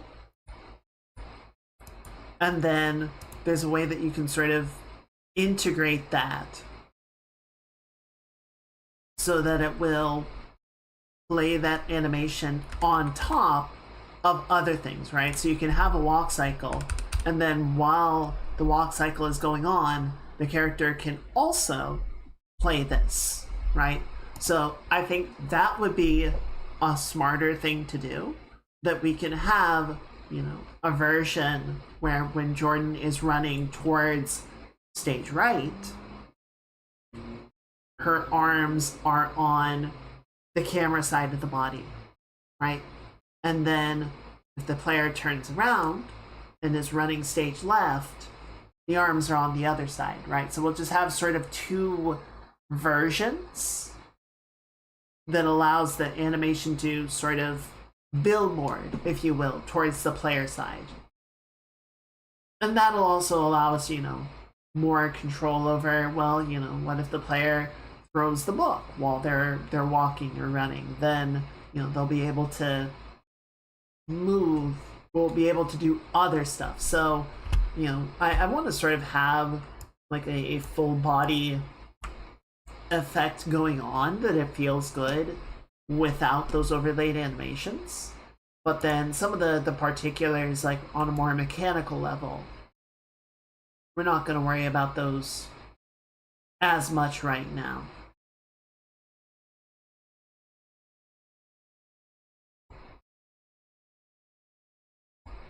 So I think it's okay. It's okay, and there's definitely a lot that we can clean up by adding more frames to clean up some of the positioning, but there's still a lot of snapping going on, which I'm not big on. And there's still something not quite as like expressive about the motion as I would like it to be.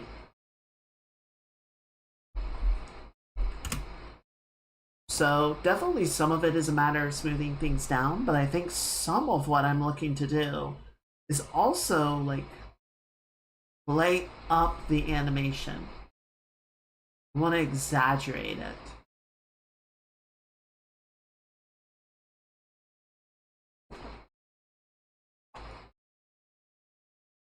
So how do we do that? How do we get that to feel good? Well, so if we go back to the beginning, here's the thing. The exaggeration, the easiest exaggeration to do here would be take the feet and we drag them all the way out, right? But that doesn't really make sense for Jordan because, she's very anxious, she's very timid, very deer-like, right? So, she's not going to be taking long, confident strides. She's going to be stepping very cautiously, very, like trying to get a sure footing because she's not sure about anything else. So what is that going to look like?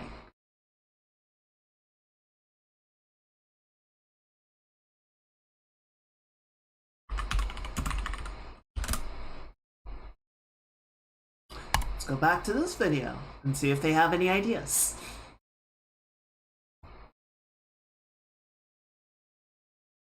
Feminine, angry. See, this is the part that I was trying to... See, this is why I was trying to avoid, right? I didn't want that angry, like, lean forward, shoulders braced, everything sort of locked in position, ready to fight. That's what I was trying to get out of. We don't want chimpanzee. I don't think that's the look. We don't want sassy. Secret run. Okay, right. Boxer, robot, vacation, strut, happy, timid.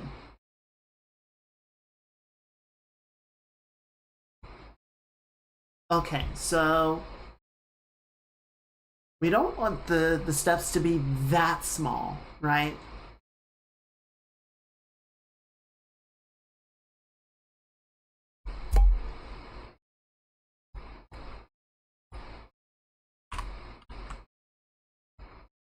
But this would, which admittedly makes sense, right? You want the head to be up, sort of ready to look around.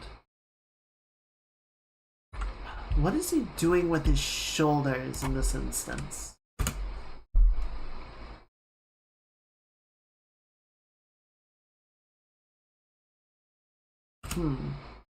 Yeah, the upper body is kind of not moving a lot.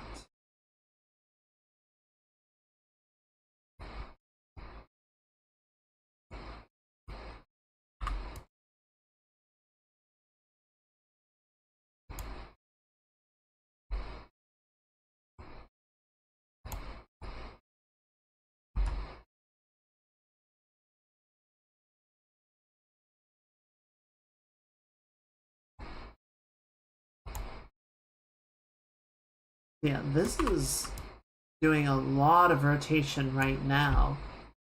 Maybe what we want to do is try to level some of this off.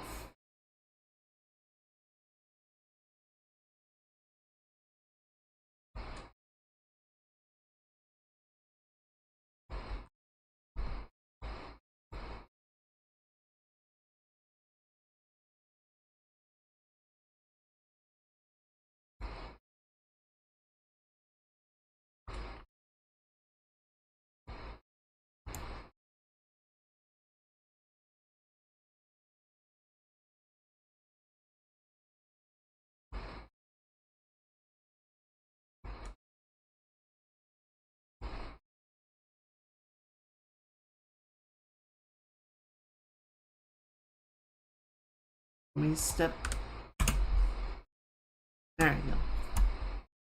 Yeah, I don't really want to do like the arms up side of things, but how do the legs work? Yeah.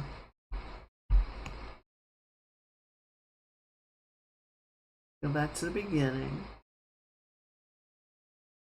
Maybe just slightly bring in the foot a little bit. Yeah, the other thing that kind of doesn't happen is we don't get that like stride where it doesn't go far enough that the foot like fully leaves the ground and is pushing off of the toe, right? It's a more reserved movement than that.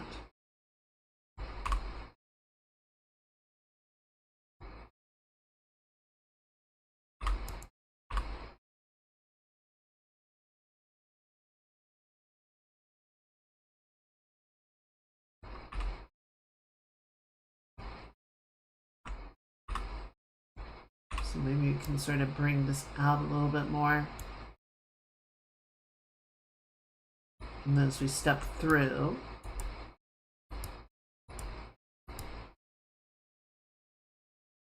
it kind of goes like that.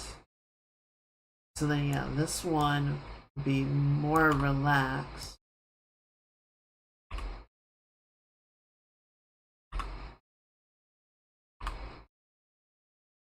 Bring that back down and pull that through.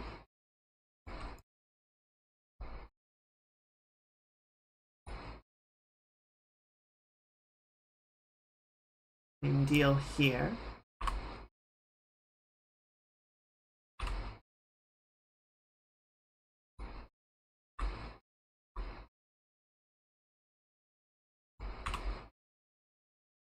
Let's see how this looks in a minute.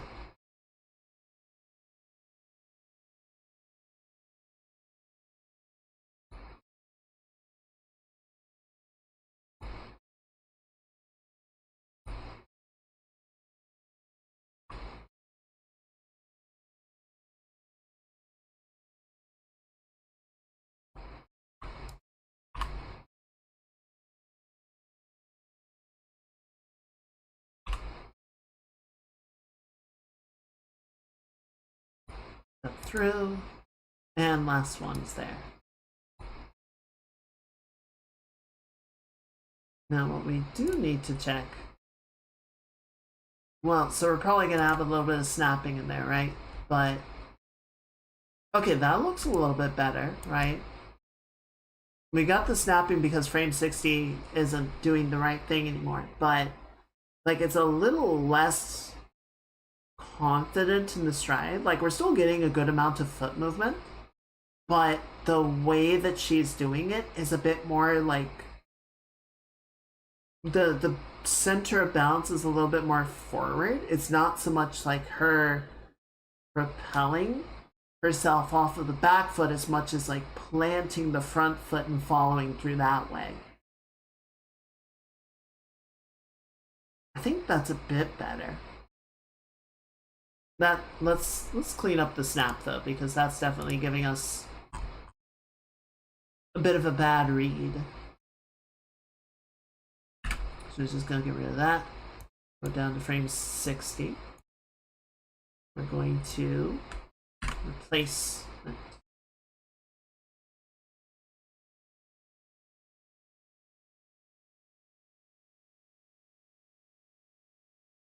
Now, something is a little bit weird in here. It almost looks like she's walking on a bit of a limp, but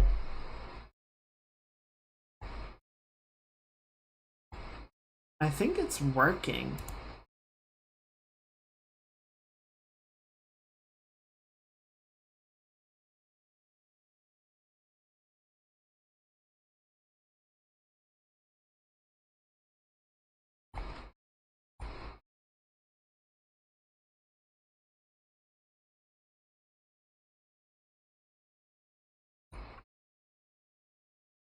There's a snap that's happening in the leg still.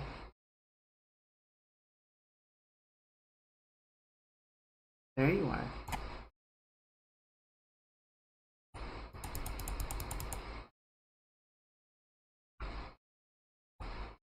Every fucking time with you kids.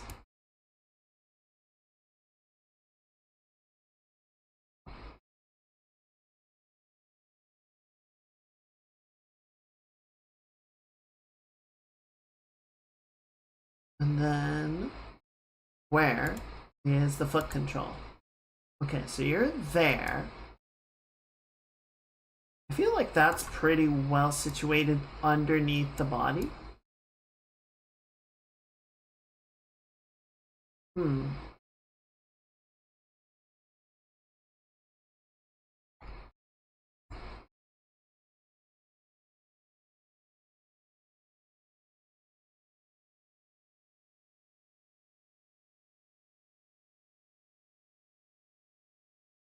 That's what's kind of weird about it. It's like,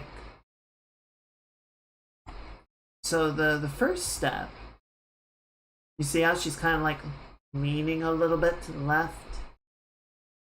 And then we get to the middle, and she's kind of center. And then leaning. And now she's kind of leaning the other way. There's like a weird sort of back and forth going on. It's almost like a ski slalom or something.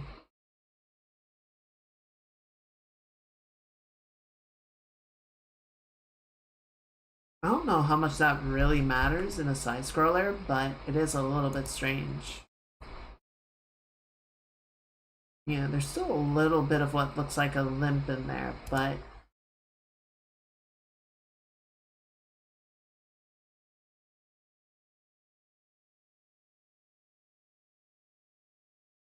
we can smooth out a couple of these values just to get rid of these weird spikes that are happening.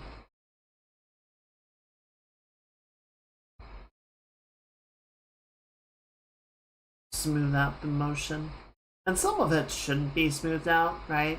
Like sometimes you need spikes to happen. That just makes more sense, but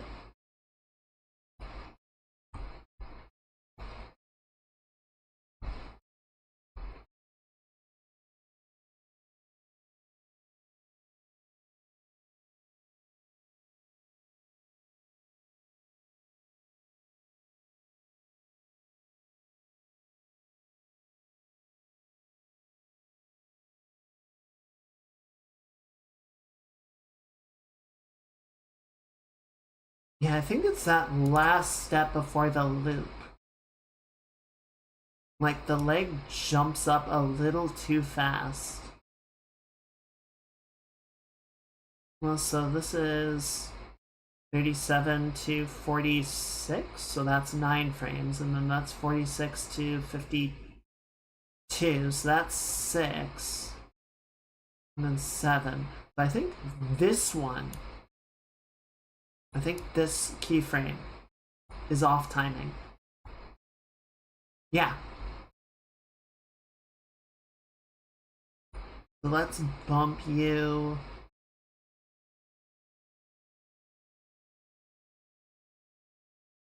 Bump you a little bit off.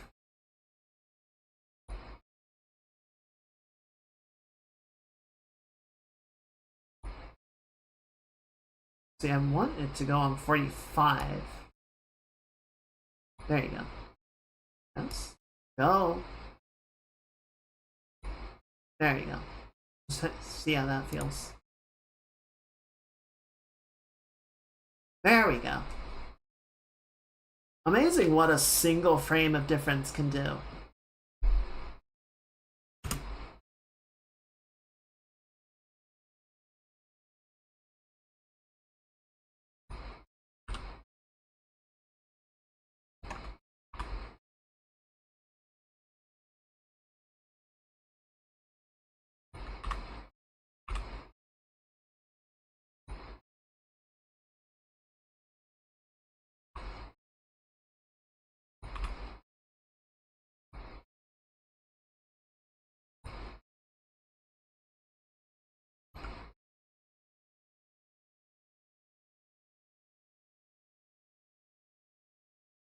Yeah?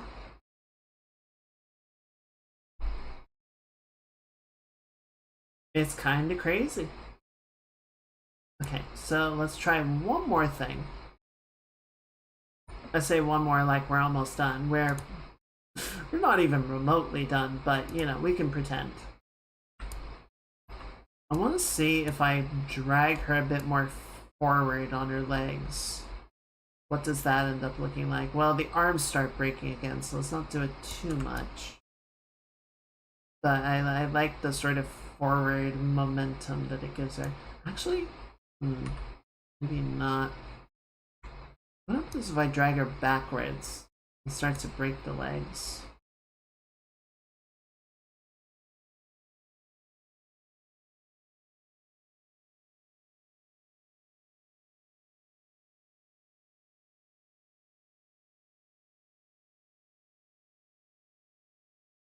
That's not bad though.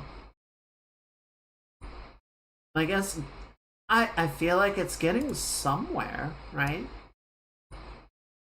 And just for funsies, I want to see what happens if we sort of drag her down a little bit.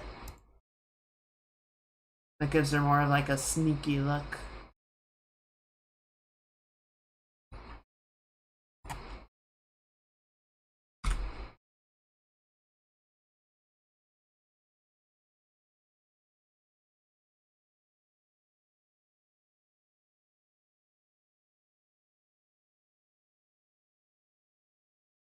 I think the hips are more or less rotating in the way that we want them to, though, which is nice.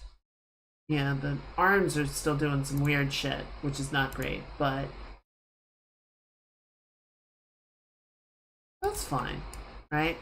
We can live with that, right?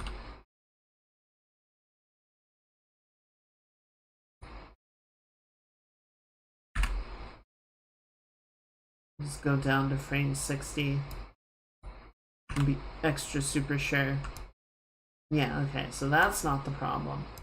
Where are you being weird? Okay, so the good news is it's not hyperextending anymore. It doesn't look like.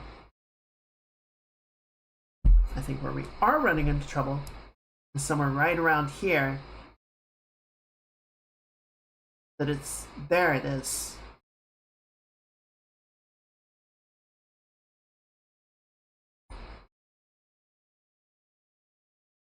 Zoom enhance. Okay, so doesn't look like we are dealing with any overlapping frames like we were before. Oh wait, yes we are. You little shit.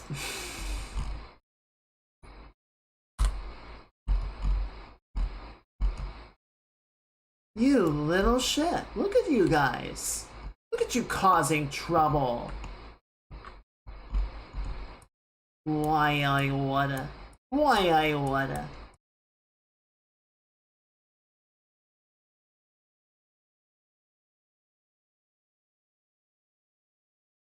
I'm sure there are proper animators there watching me do all this work and just sobbing quietly. But we're learning. Unfortunately, now we are getting back into some of that hyperextension. So we gotta go back in and clean that up.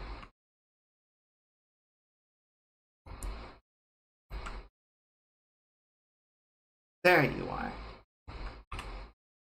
There's my problem child.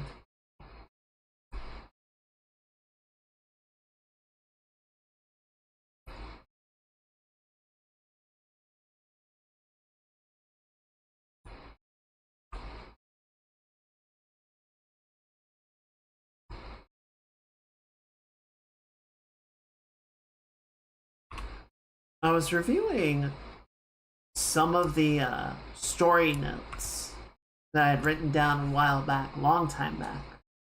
I'm pretty happy with it for the most part. There are a couple of sections that still feel kind of placeholder. Like, there are parts that I'm okay if we did them, if we did it the way that I have it written down, but they're clearly just kind of sections that I have to get us from one section that I'm more confident or interested in to the next one. Would definitely like to sort of flesh those out with something more meaningful or impactful.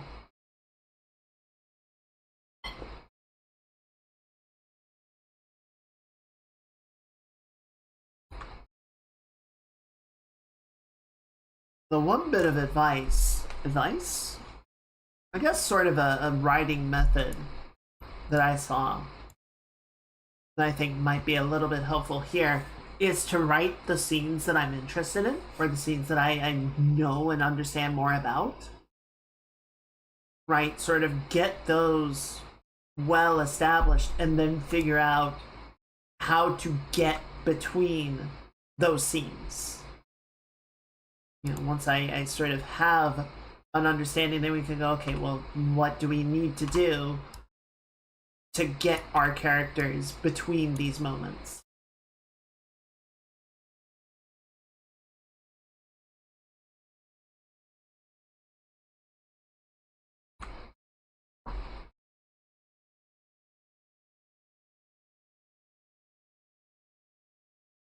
I still have so much chocolate from the festival.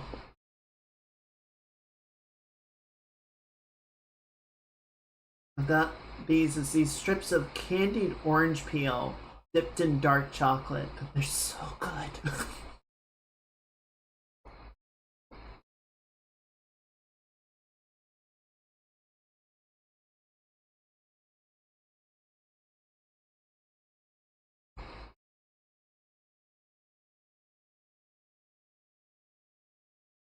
Okay, so I think this works, but what I kind of want to do, well, no, I don't.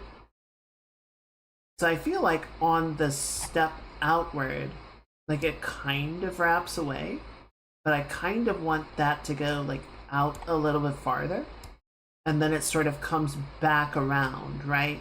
Before it plants. Like, it has to stay static along this section. And it's actually not. If we look at the graph in here, you can see it's moving a little bit. Not supposed to do that. It needs to stay level. So it can swing a little bit while the foot's in the air, but then while it's on the ground, it needs to stay in its lateral position. Because otherwise the character starts sliding and we can't have that. So let's just copy this value. What is that going to be?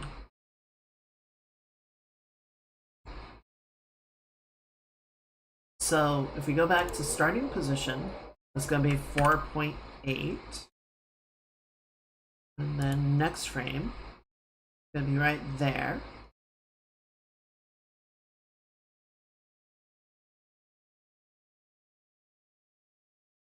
That's 6. And then it... Where are you going, kid?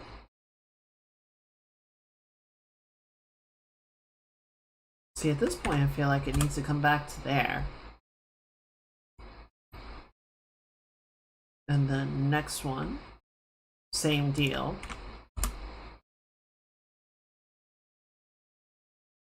And then it can sort of swing in.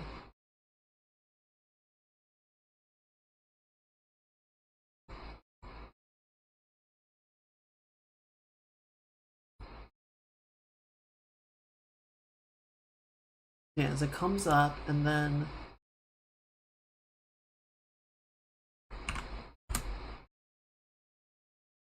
Okay, and then let's just do this.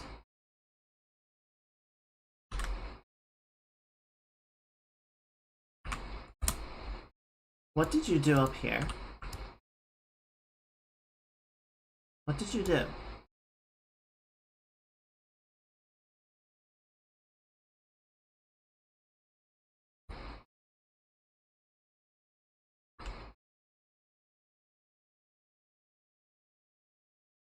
Why are you separated like that?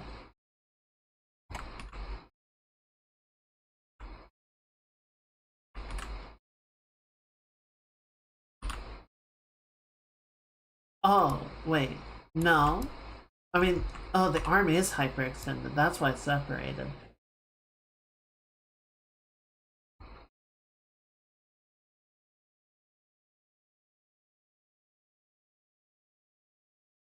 Also, if this leg is forward, this arm should be back.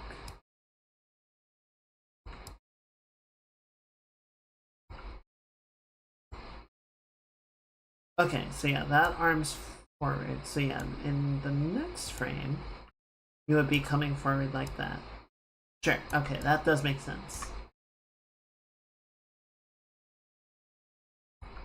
And then we can maybe move it just a little bit more to complete the motion.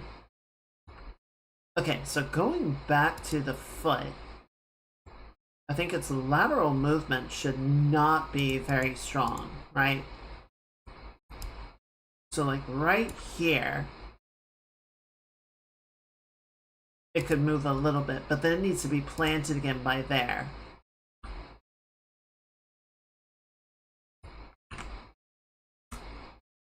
And then it needs to be static. So yeah, for right now, let's just leave these kind of where they are.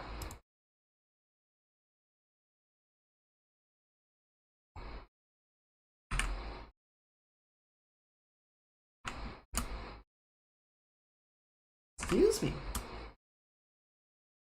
And then as we go through and add more frames, we can have a little bit of lateral movement in the air.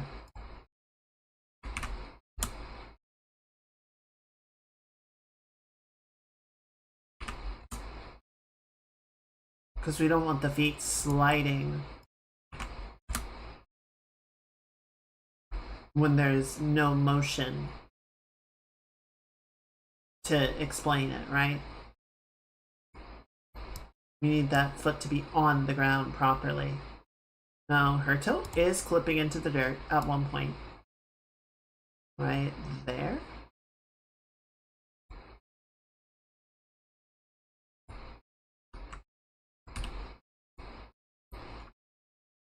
No, where did it go? There it is. So we need you.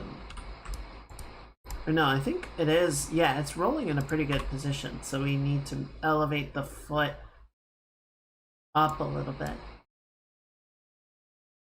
Just so that we can see that shape more clearly.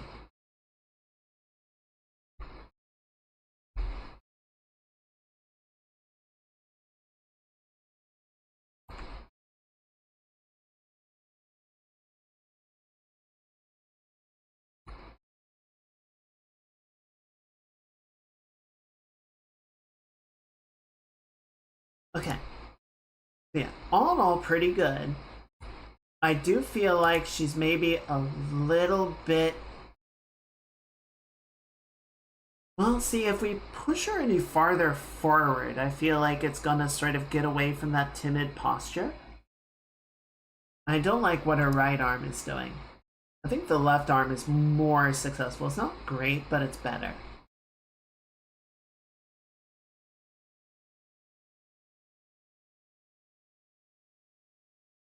So let's do this.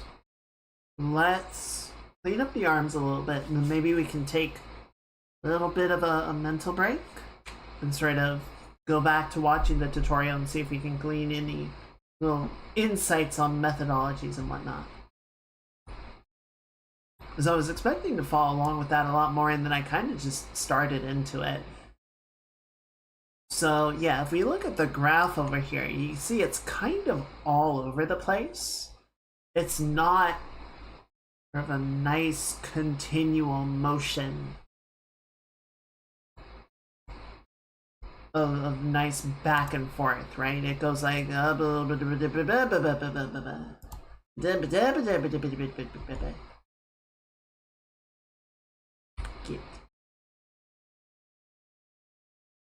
see, and then that just has like a weird level off before it continues on its way. So yeah, let's sort of go through this a bit at a time and sort of figure out where we need the arm to be sort of at each given moment. Right, so that seems okay. Let's bring it in a little bit. Maybe not quite so far forward. Right, we can sort of balance out the motion to be a little more intermediary. Okay, so now it should be farther forward. We should see more of that curve. Maybe bring it in a little bit more.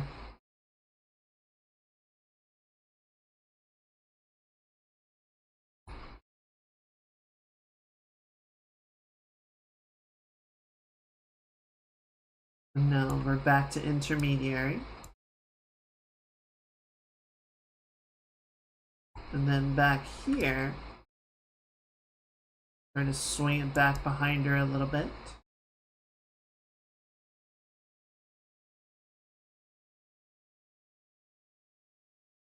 Maybe not quite that much.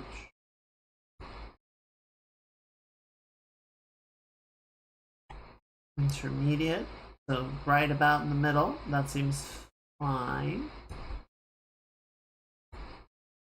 And then, yeah, see, it kind of just like drops down. It doesn't really finish the forward movement like we have on the first cycle. So it just kind of doesn't go anywhere. One more chocolate.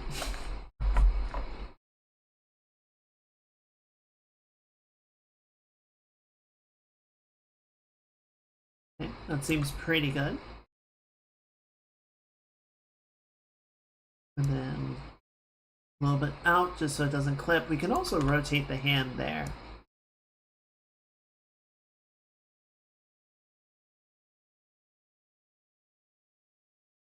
Actually bring it a bit forward just so it's not quite so.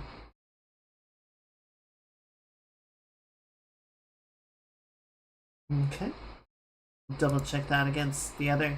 So what you'll see animators do a lot of the time, I say a lot of the time, what you'll see animators do is have a thing called onion skin.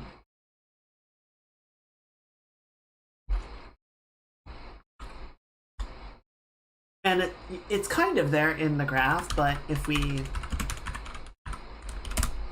look for an actual visual example of it, it's something like this, right?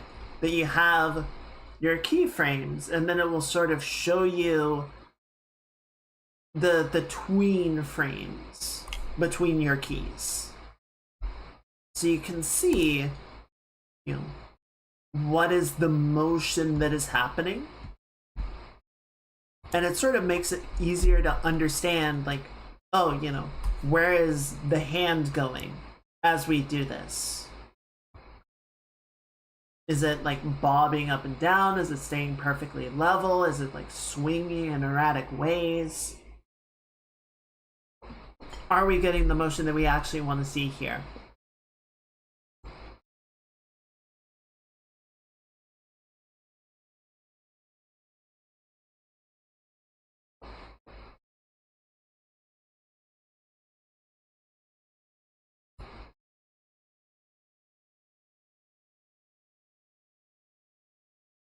And I don't know if Unreal has onion skinning or onion layers here. I feel like that would be a lot for it to try and render. But that looks better. right? Like it's got motion, but it's not like powerful. It's just it's a little bit limp, which is what we want. There is one in there somewhere right around here, I think. Yeah, right there.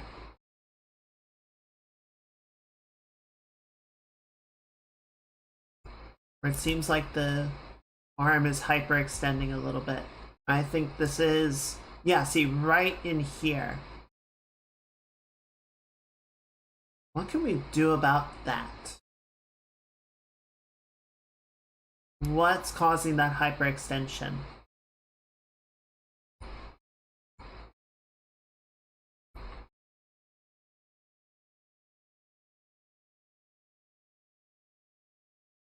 So what I would guess, possibly this Y value here, that like levels off in a really unnatural way, or a very strange way, and I don't know where that's coming from.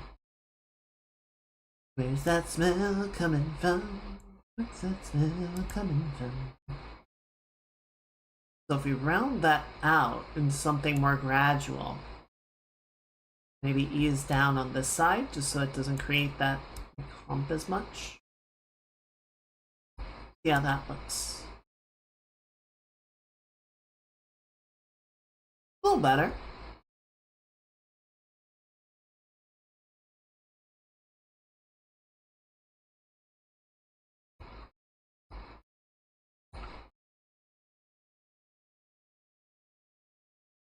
Okay, I like that. I feel like I overdid it with the clavicles. So we're gonna ease that back. It's a little too extreme. Yeah, let's just reset them for right now.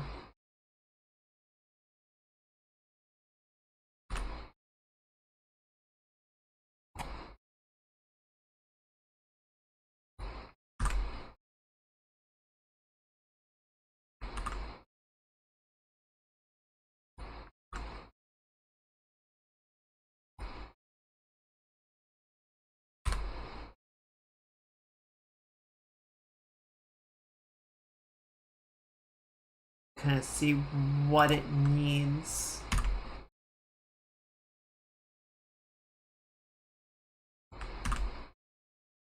See how it looks without being quite so punched. Yeah, see that's a little bit, it's fine.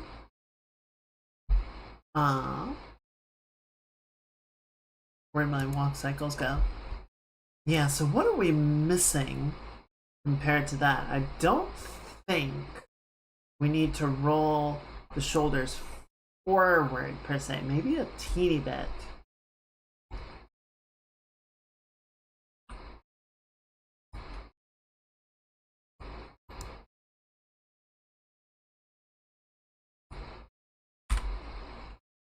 But if we were to maybe hunch them up a little bit and roll them forward just a bit, right?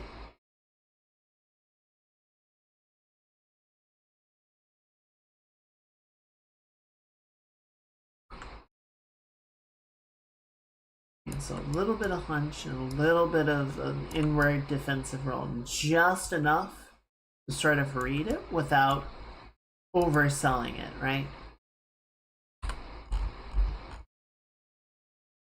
That little bit of roll, a little bit of hunch. Something to sort of give it a bit more inward presence.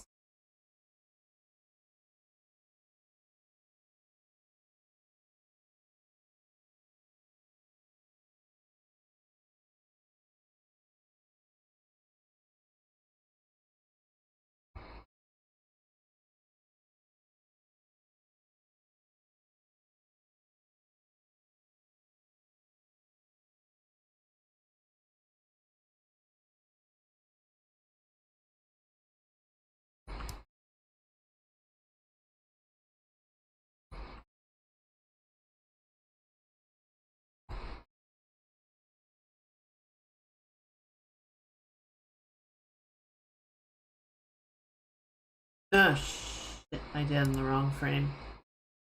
God damn it. So delete that. Go back to the beginning, paste it in place. There we go. Gotta be careful about that, you know? Gotta be careful that you're working where you need to be working.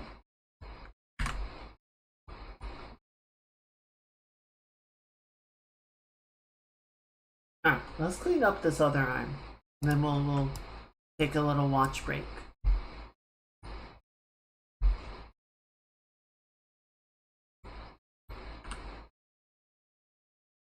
So, we go back to the beginning. Yeah, we're kind of dealing with the same problem as before, right? The graph is just kind of all over the place. So this seems okay. Pretty okay with the position overall. Let's go to the next frame. Yeah, so this seems a little bit too far gone. So let's sort of relax the position. You know, something a little bit more even. You can put it out slightly just to sort of get it to roll around the body a bit better. Next frame.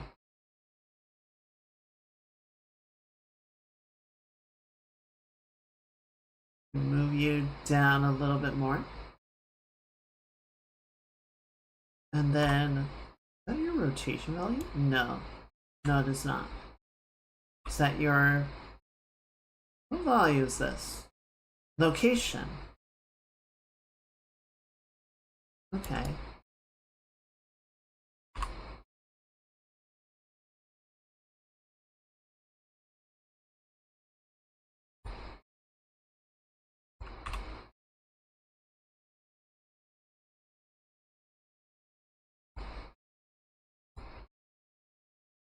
Move you forward. Move you up. Right, and that can roll forward like that. Go back here, a little bit out.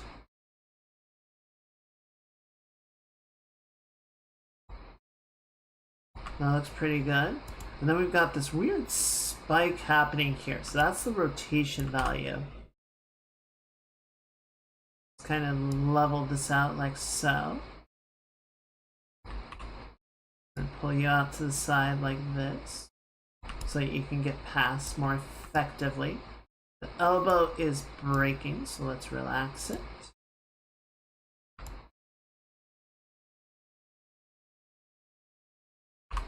Roll the hand back down, because I don't think we need it to not, you know, she's not going for the draw or nothing.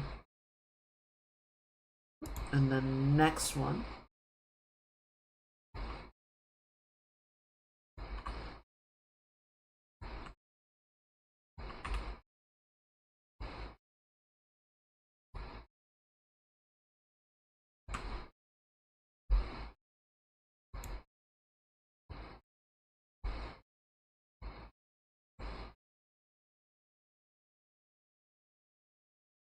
Alright, how's that look? A little bit better.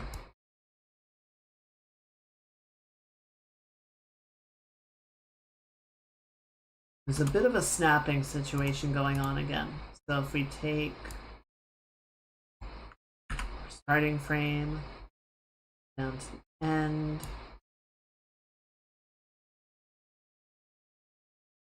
we replace it.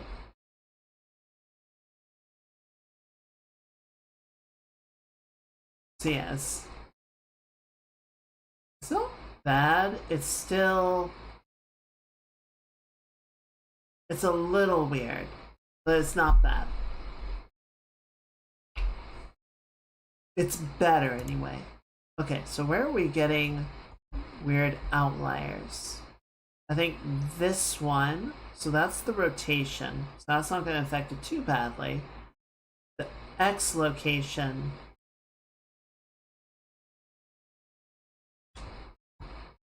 it's right there, and then goes right there. Okay, yeah, so I feel like here it should come back out. Why is it?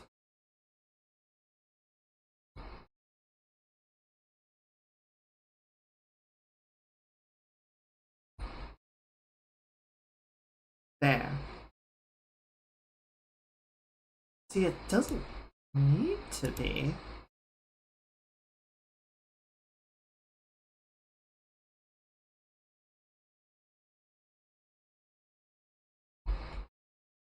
And you are yaw rotation.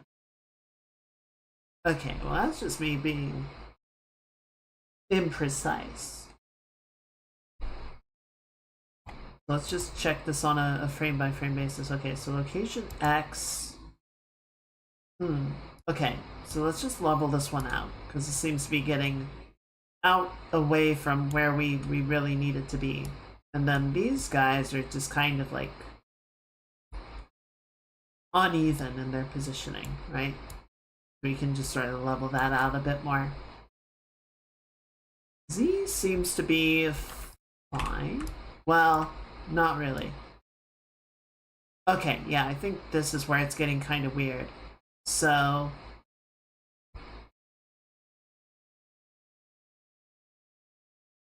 this should probably be almost inverse of what we have right now.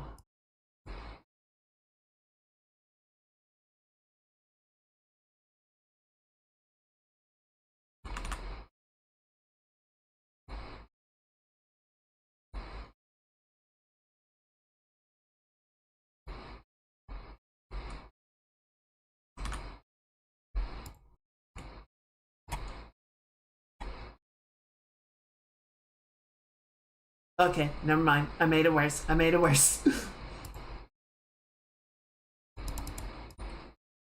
Okay, so yeah, that's fine being where it is there. And then the next one be like that.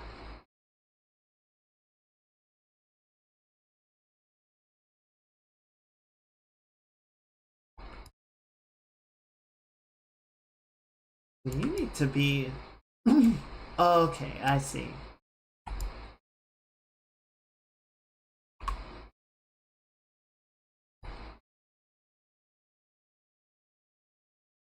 Okay, and then back up, and then you go here, and then you need to come down like that.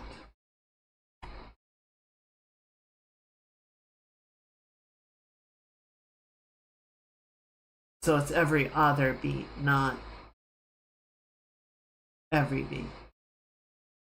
Okay, that feels a bit better.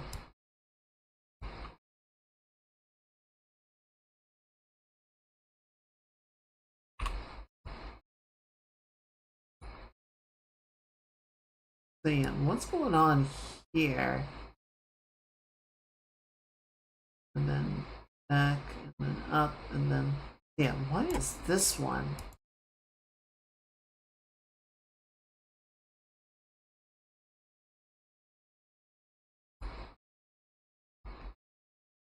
An outlier like that.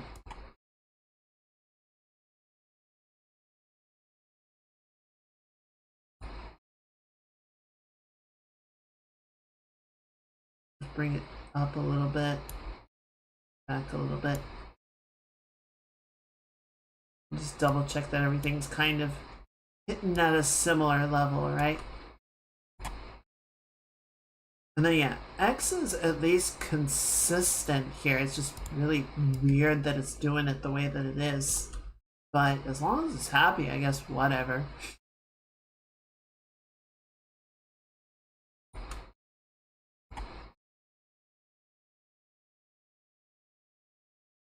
Okay, so one last thing is I'm noticing some of these shots, like right here. Yeah, so right on this frame. Getting a little crazy. Got a bit of the crazy arm, so let's just tuck it in a little bit. We're gonna raise it up so that the elbow can relax, and maybe not quite so far forward. And who the fuck are you?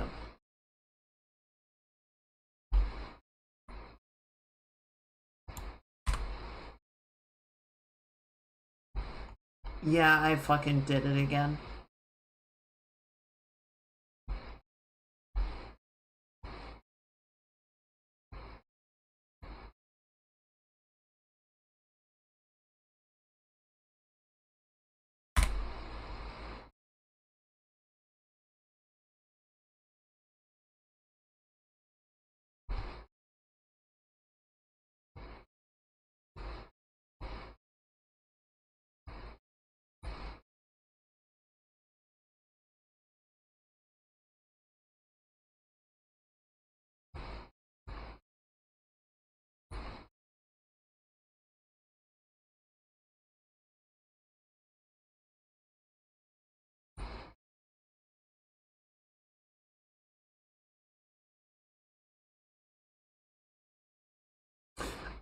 like that's working pretty well.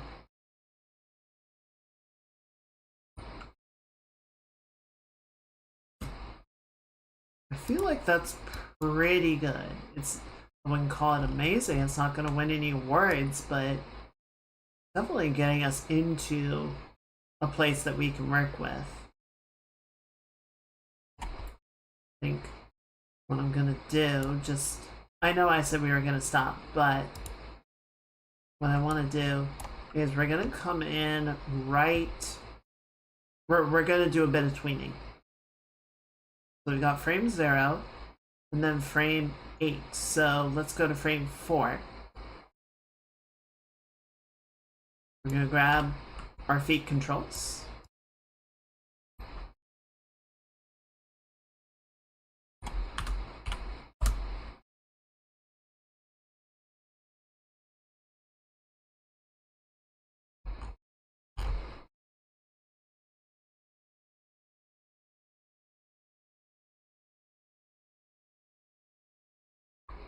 And we're just going to go ahead and plant the foot now. Why are you like jiggling the entire character? There you go.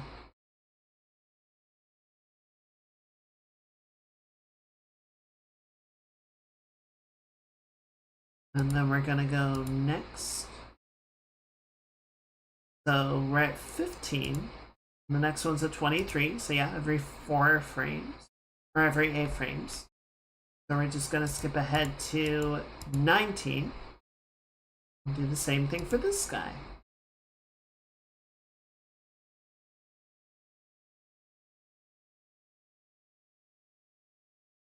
And then go next. 37. So skip ahead to 34. And plant you.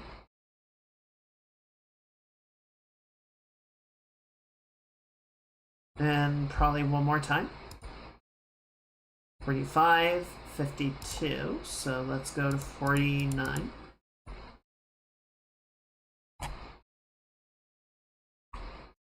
And you go right there.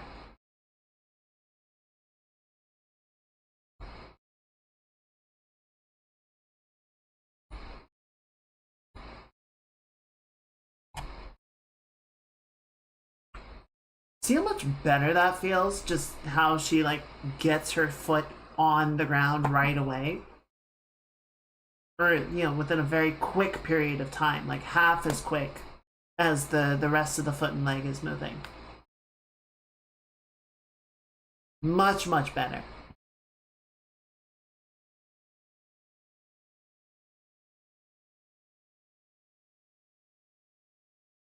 So that's what we're gonna do with the half, you know, subdivide, keyframe, subdivide, keyframe, and eventually we'll probably sort of get back up to that position that we saw before, or that timeline that we saw before, where we have keyframes on like almost every frame.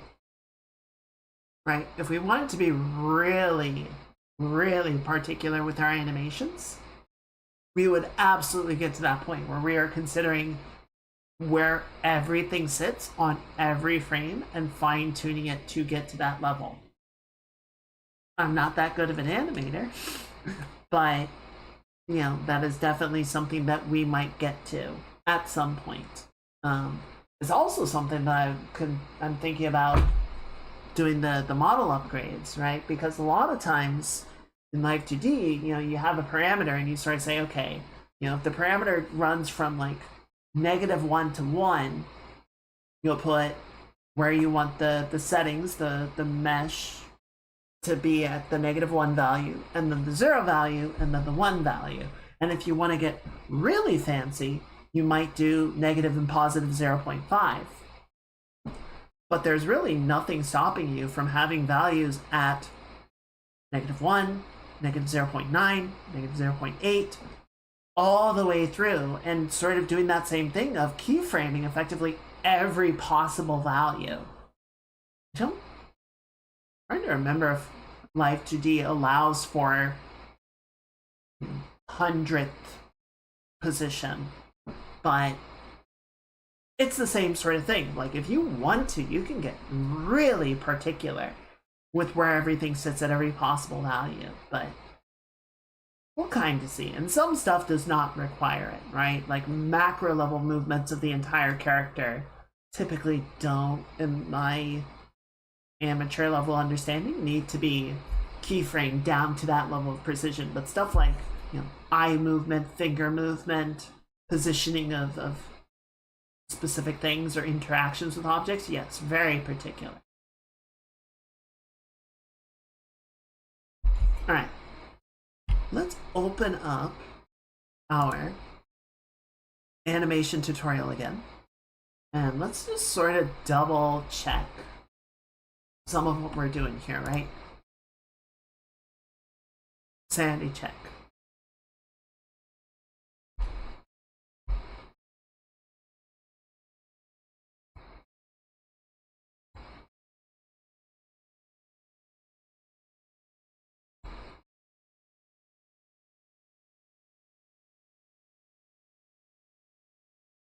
Oh, right, we're at the watch phase. We want to go back to right around here.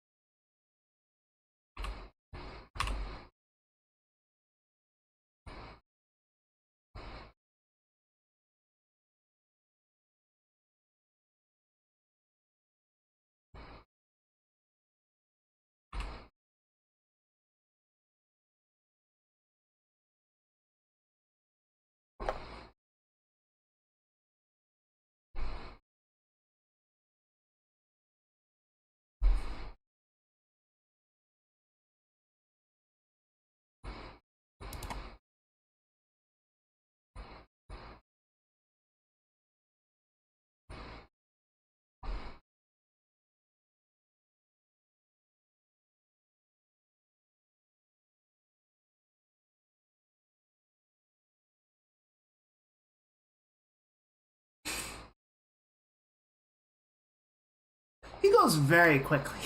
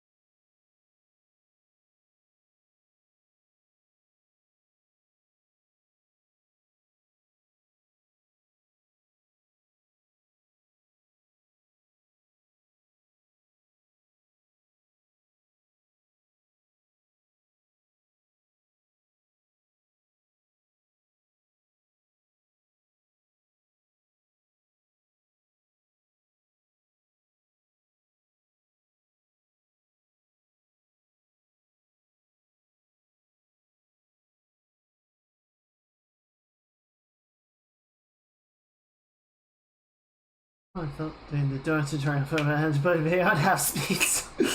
Yeah. It's kind of what I don't like about video tutorials compared to like written down stuff.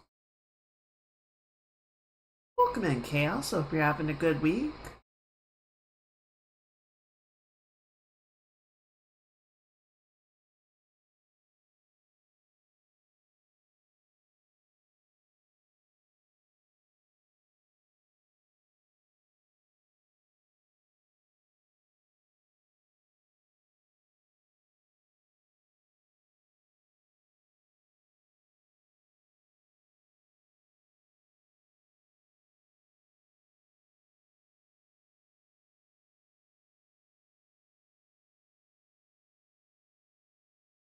Okay. Hey, congratulations. Hope you have a fun weekend ahead. Anything planned?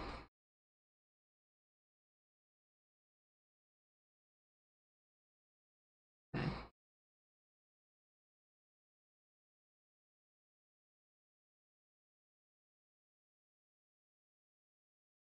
And then it overshoots.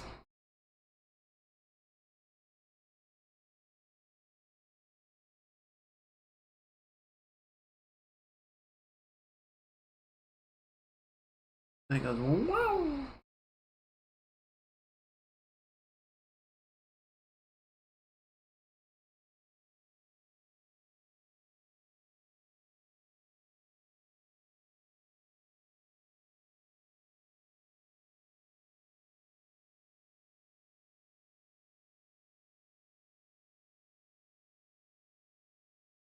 Okay. Little movement. Because there's nothing for it to average between. Okay.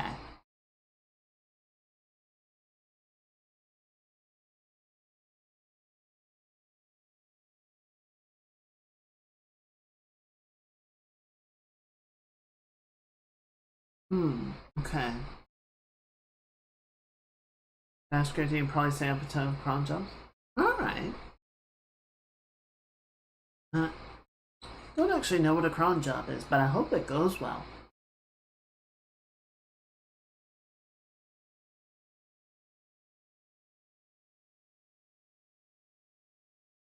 One day I will learn Blender. I feel like one day I just have to. I don't particularly like Blender, if I'm being really honest.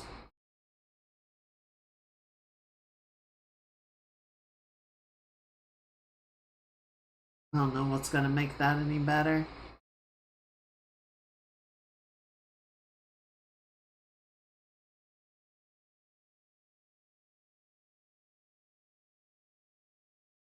Oh, okay. That's good to know.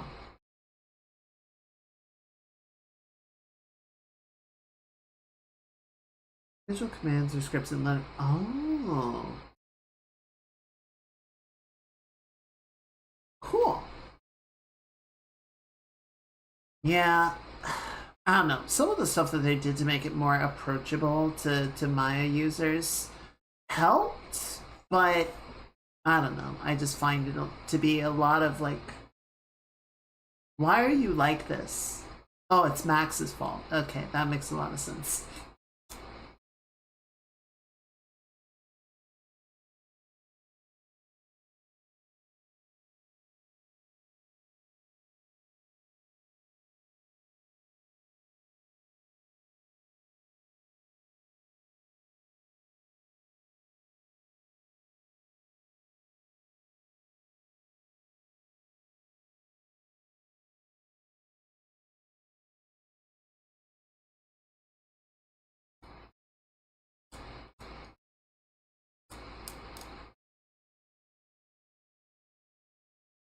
And frankly, I think at this point I could do a lot of my process in ZBrush and then just sort of use Blender for the retopology. So I feel like that would be fairly low pain level, but still, I'm gonna have to figure out how to navigate Blender in a comfortable way.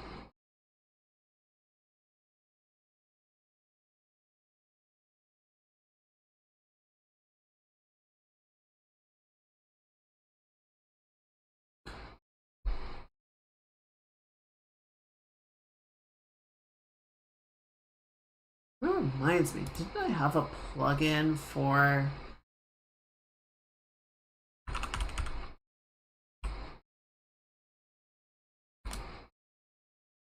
Hang on, where in this was he talking about getting the right...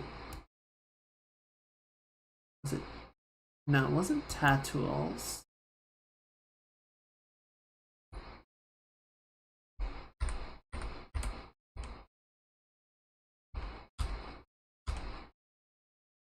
New TRS gizmos, that's it.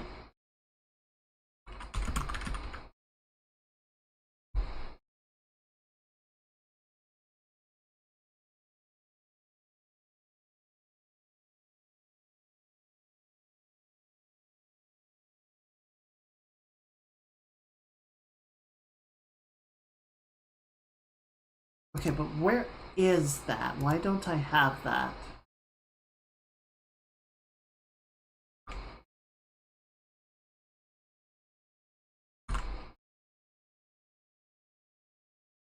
Oh shit, am I just...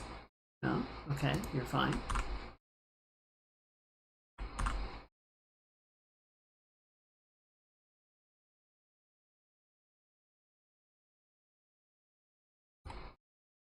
Okay, it was fine. It's just doing something weird. I'm trying to get into animations and I see the sheer number of buttons. I honestly don't have...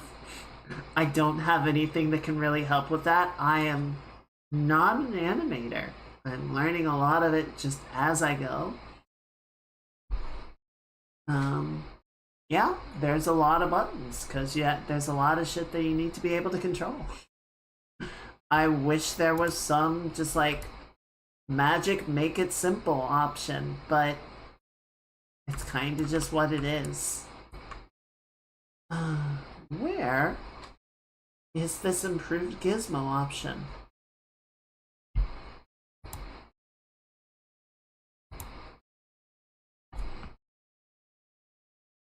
New TRS gizmos.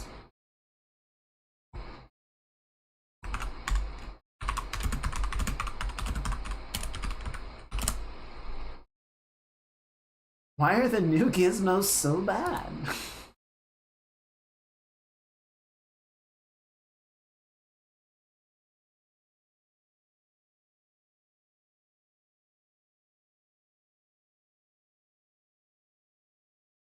Then going to editor preferences, new TRS gizmo.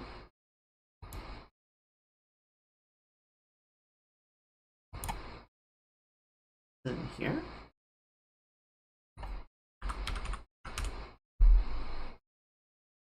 Toggle gizmo visibility, toggle gizmo.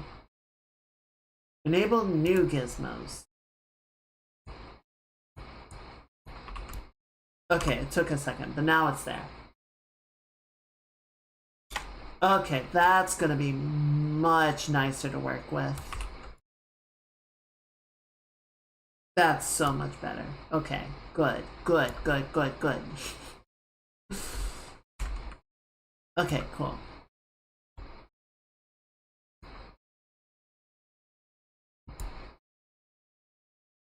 Yeah, it's still a little stiff, but it'll do. It'll get there.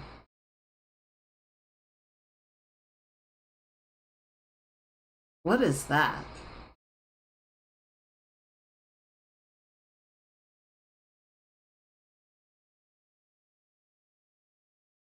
Hang on, which leg is it on? Okay, it's on the far leg. Okay, I think I see it.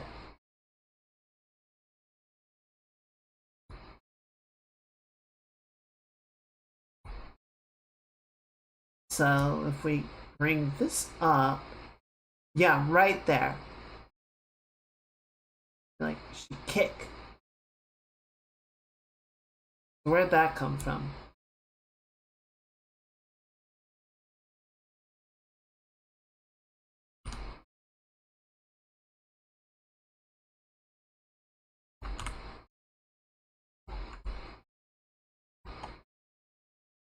Oh, there it is. There she is. I think it's this one.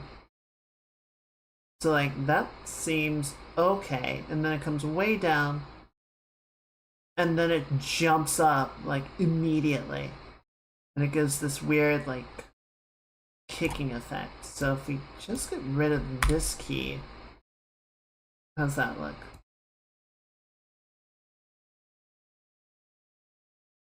It's still bad. Something is still happening.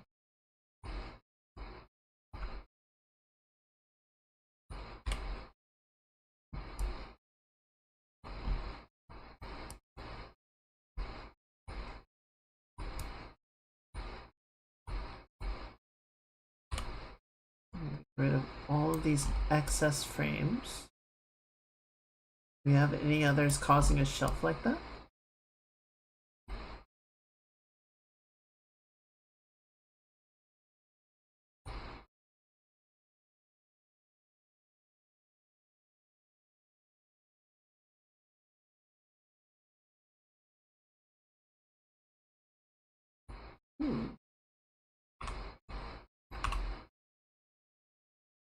What is this?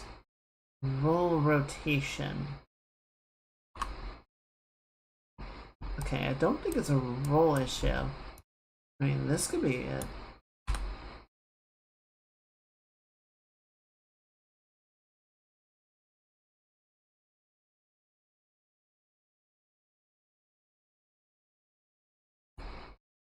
Okay, it seems like the Z position. Yeah, it's like it's bouncing off the ground. Where are you going?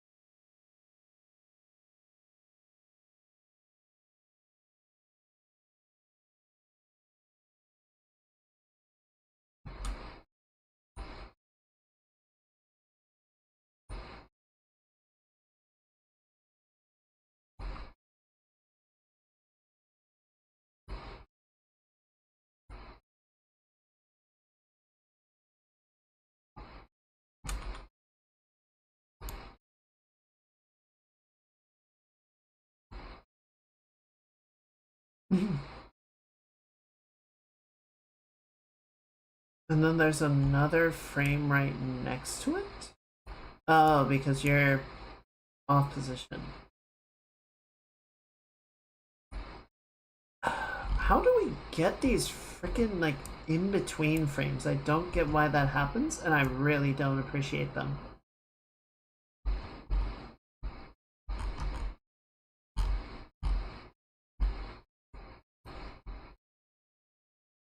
$18, $19.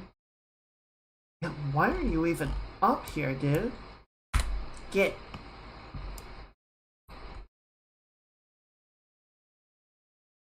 So then that should go like that, and yeah, you shouldn't be here yet.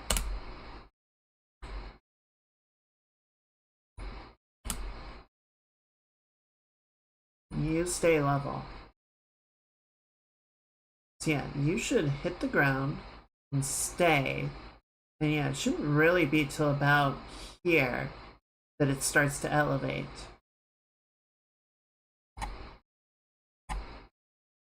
And we'll go here. We'll just go ahead and rotate you down a little bit farther so that maintains a good position with the ground.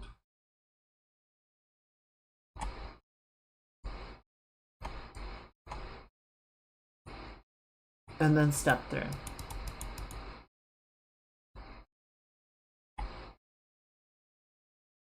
There we go. I don't know where that even came from. That was super weird. I mean, we got it. It's just, I don't feel like I put anything in there that would have caused that to happen.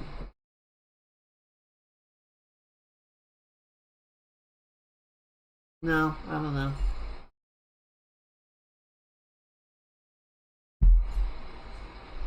My rig okay? Huh.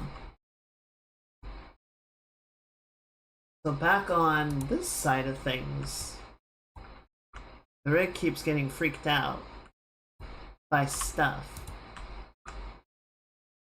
Like it keeps getting reset, and I don't know why.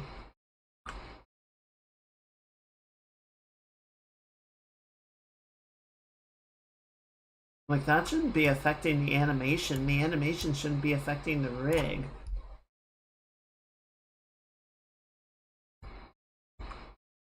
I mean, if I made modifications to the rig, yes, it would affect the animation, but it shouldn't be going the other way. In any case, that seems to be better. I wish the hair was a little bit more animated. Like, there is physics in there, it's just very... It's not doing a lot. Maybe if I actually had the character moving forward, we can try that just to see if it does something, because probably from the physics perspective, she's like not at all moving, right? This is kind of like, it's probably looking at like, what do you want me to do here? So if we go down to frame 60, and just for funsies, that's fair.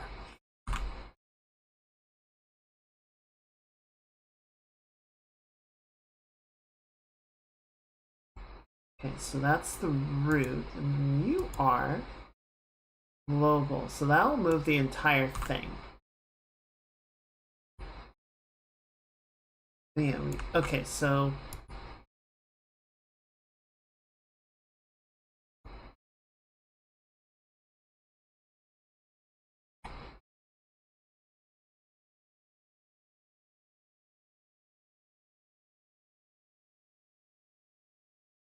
actually, let's have some fun with this. Because what we want to essentially try and do is get it so that as she walks... Okay, so it needs to go a little bit farther. The other thing that we need to do is if we look at the actual frame in here, you see how it's doing an ease in, ease out? We don't want it to do that. What we want is a nice linear movement so that it is continual rate of movement throughout. And you can see it's going not quite fast enough such that the feet are sliding. So we need to adjust the rate a little bit by making it a little bit faster. That might have actually been too fast.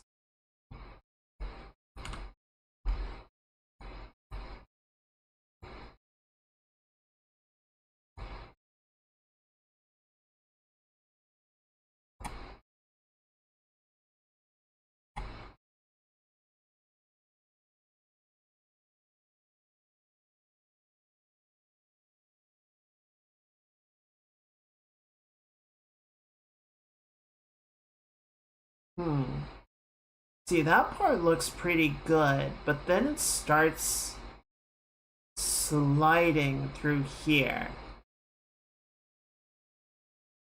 And see, that part looks okay. But what this is telling me is that the transition rate, right, where it's shifting from one foot to the other, is not doing what it needs to do. So if we go in here, I'm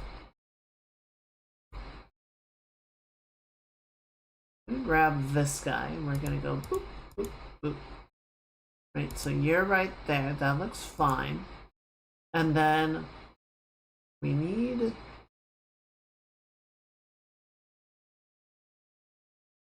What do we need?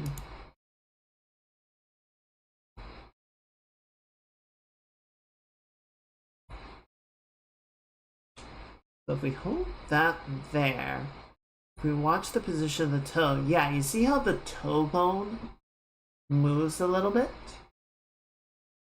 Let's switch this back to global. I'm just gonna put my pinky on the screen so I can sort of track the position. So we need this to come back to about here.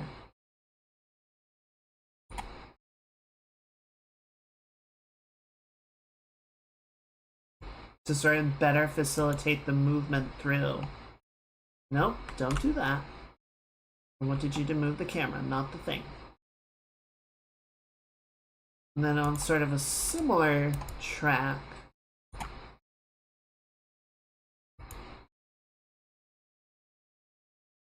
you're moving, which I don't appreciate, but we'll deal with that in a minute. Okay, so that's there. And then you're good. Worse. Bad. Really bad.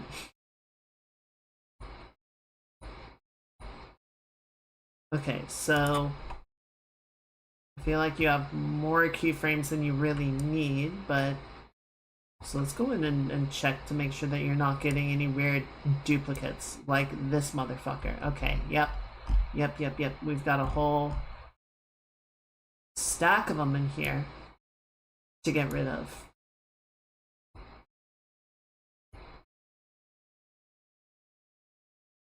Goodbye. Okay, so good. Bad.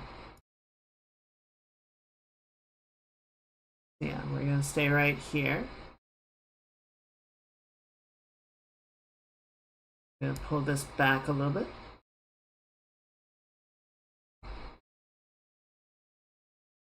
Pull this back more. So see, we can't pull the leg all the way back. So what we gotta do now is rotate the foot to fill the rest of that movement.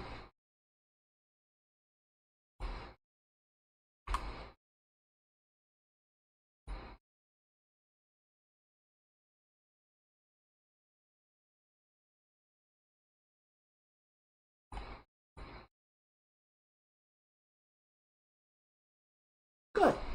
Alright. That's probably only about half the battle, but let's go ahead and see how that feels. Better. There's definitely still some sliding, but it's better.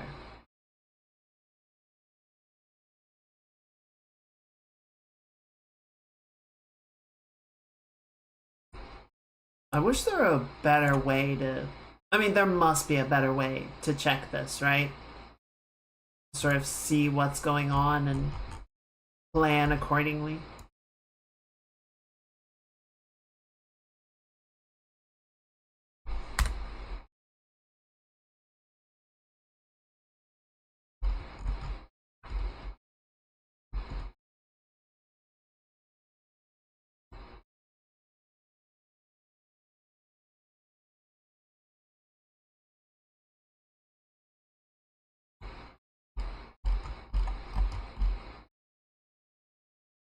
Unfortunately, I'm stupid, and I don't know what those methodologies are.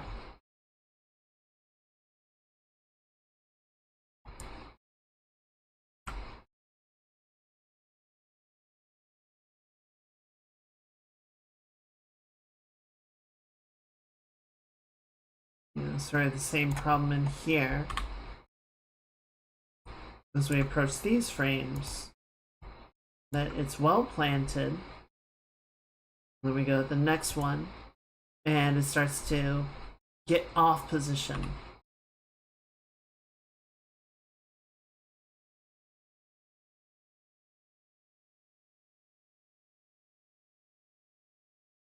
A little bit more. Okay, so we can't do a little bit more. We need to rotate it. Raise it up to give it a little bit of slack, and then we can push it.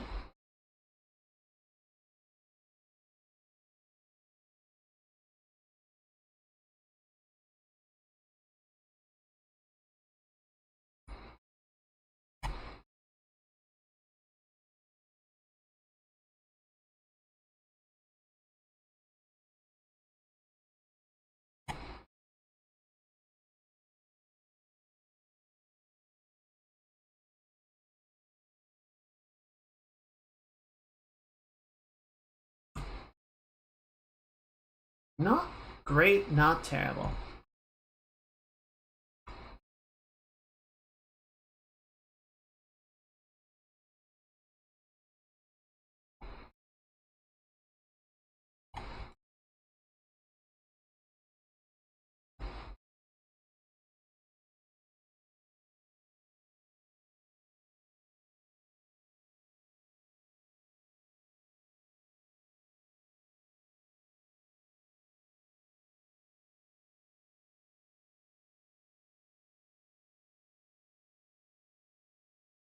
Yeah, see, I feel like this goes a bit too far forward.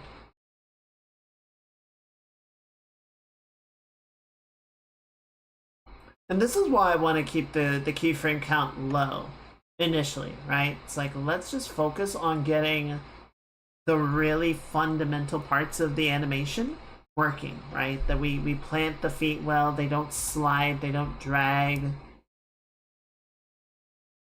Once we get that part figured out, then we can start adding fidelity. But if we don't have a clean movement of the macro, no amount of micro is going to improve that or help it.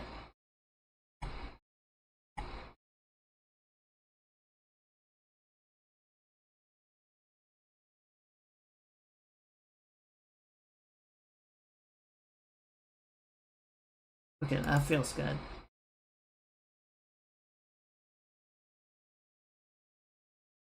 There we go.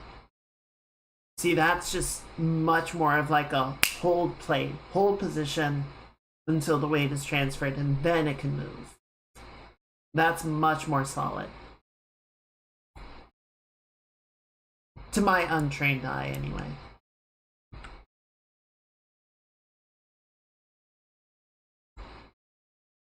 Okay, that looks good.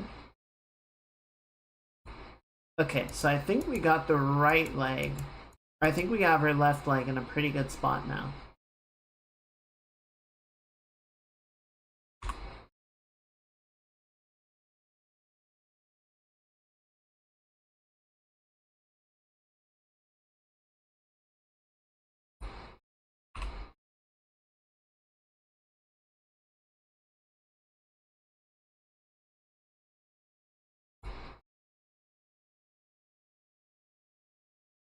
Yeah, there's something weird that happens there. I think what it is it's actually a little bit too rigid in its position. So as it goes through, yeah, you see how the foot almost sort of like kicks backwards a little bit? Is there a grid? Show me the grid. No, I want you to like show a grid. The grid is checked on. Actually, that would be really helpful.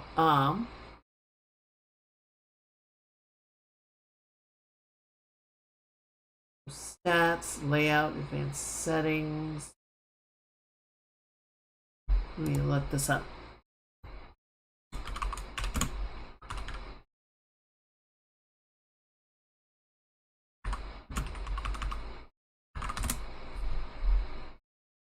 How to create a grid the right way. There's already one in the viewport. I just want to use that one.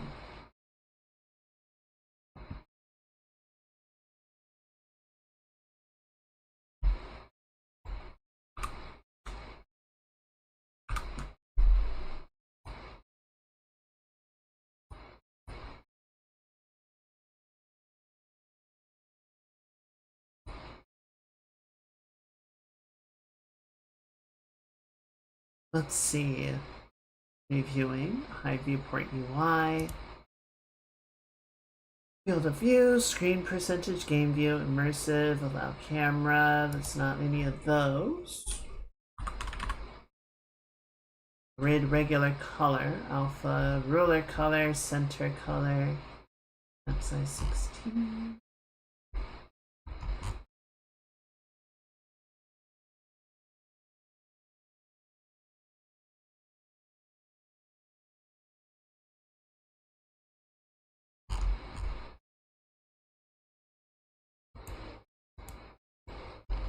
Level editor viewports. Decimal grid sizes. This looks potentially correct.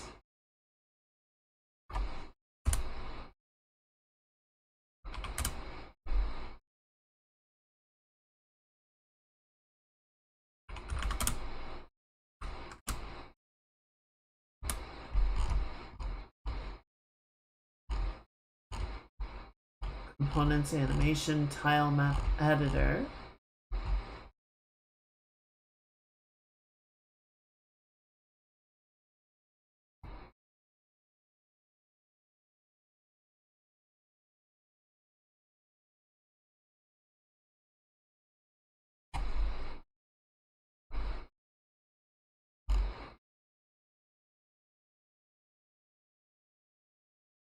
Brightness level on the monitor. No.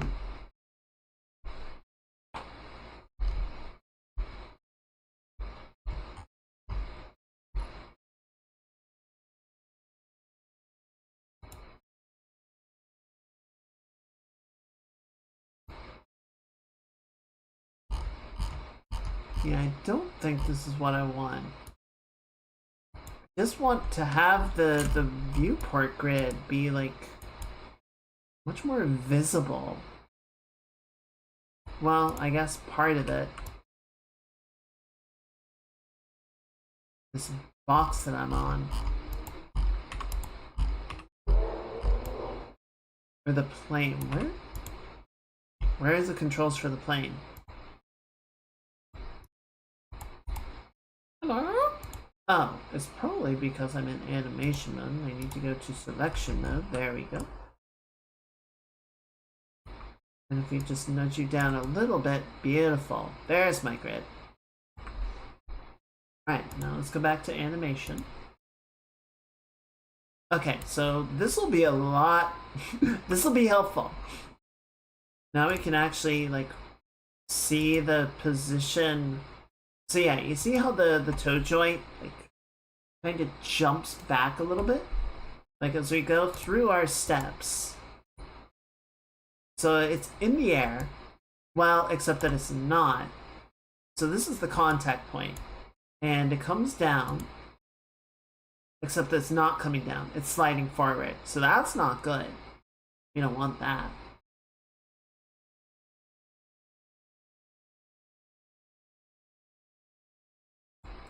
So these two, unfortunately, like this kind of throws everything else out of position.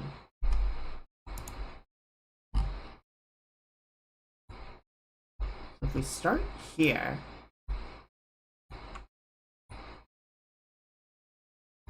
is there a way that we can be really cheap about this and move this like farther forward? No, we really can't. It's already at the extent of how far it should be able to move. If we try and move it any farther forward, it's going to break the knee. So that's kind of where it needs to land.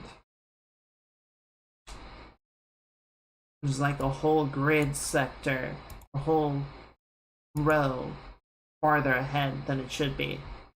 Now, what we could do, if I want to be just a real stinker about it, is just not have the character go as far. But that also doesn't feel like the right thing to do here, because everything else is already sort of timing to that, right? But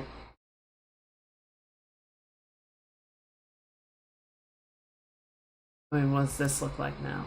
Yeah, see, now she's just sliding in a really weird way. So that's not what we need to do. That's not the right way to go. Put that back up to 400. Yeah, we just kind of have to figure out how we're gonna get our foot here to stop sliding around.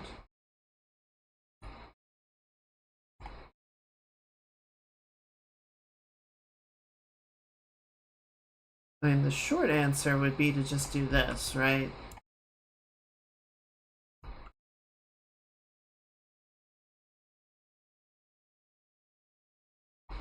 But see, now we get into a problem where it slides over here.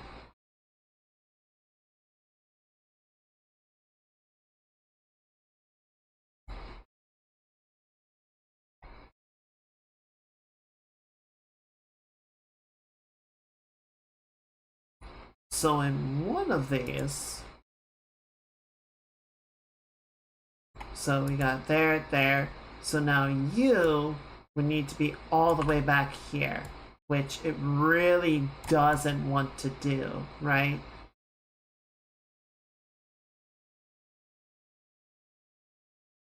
We kind of have to leave it in this grid, so how do we reconcile that?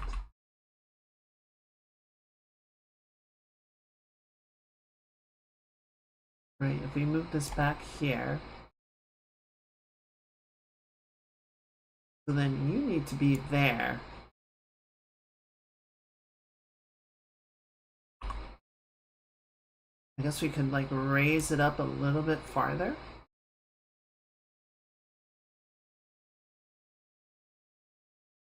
So that at least gives sort of the impression of the foot falling forward to land in that position. It's okay, I don't love it, but it works.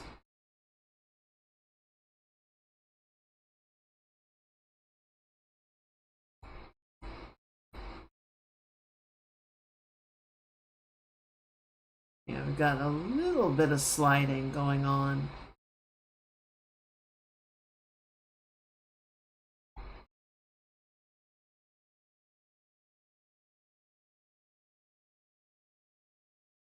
It seems like the position of the toe bone is pretty consistent, so it seems more like that's a consequence of something else happening.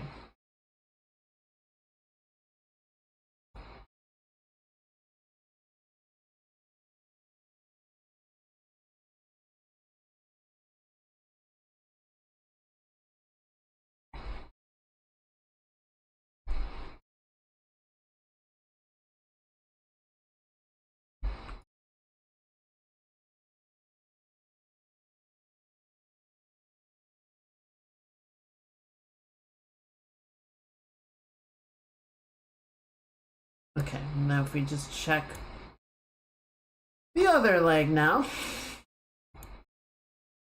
Animators are crazy. I just want to state that for the record.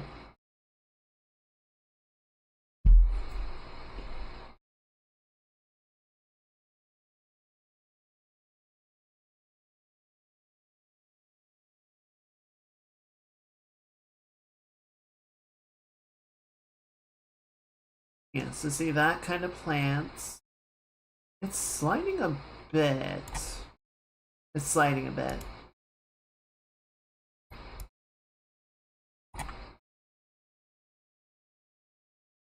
Yeah, see, it slides. So it goes from there to there. This is okay.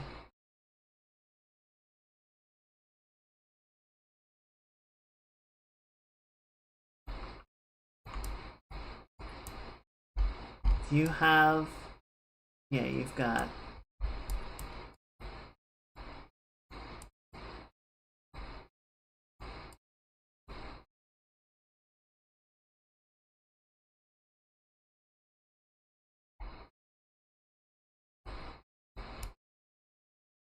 I don't understand how these guys get off of a frame. I don't get how it's possible to have a keyframe that isn't on a frame value. That seems like it shouldn't be a thing that can happen.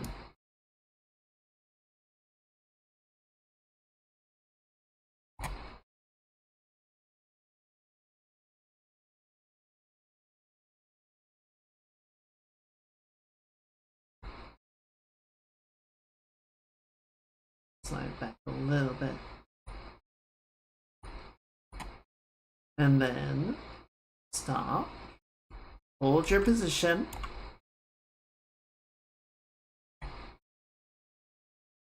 Hold your position. Oh, perfect. Terrible. Hold. A little bit more.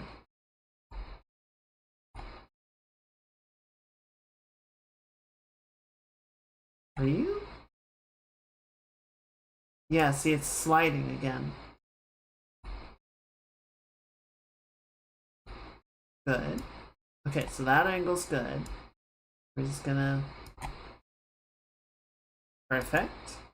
Stop.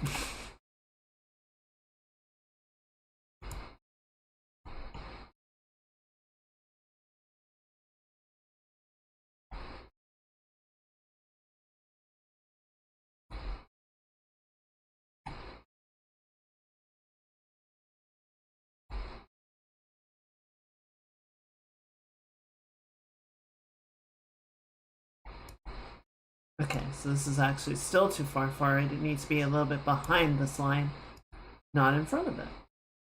Like so. And then we can start to sort of roll this foot down, right, as the weight is shifting off of it. So now, you need to still be back here, but you can see how that's starting to break the knees, so let's rotate foot. We can elevate it. That relaxes the knee. And then we just roll the toe up.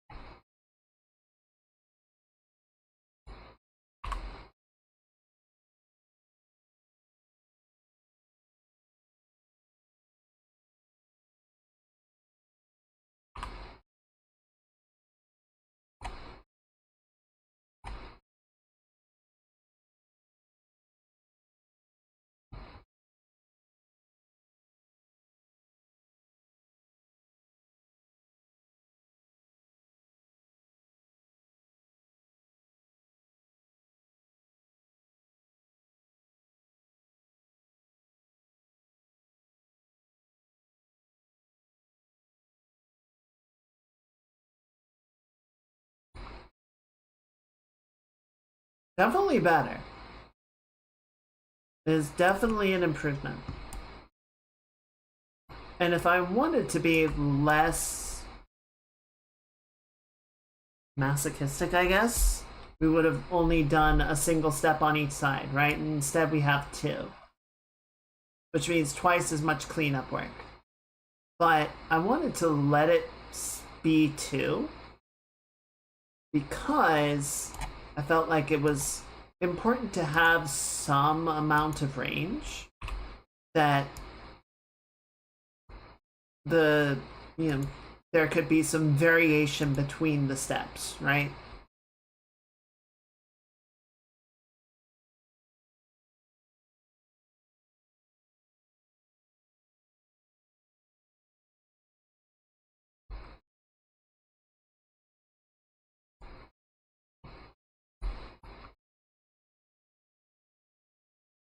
Okay.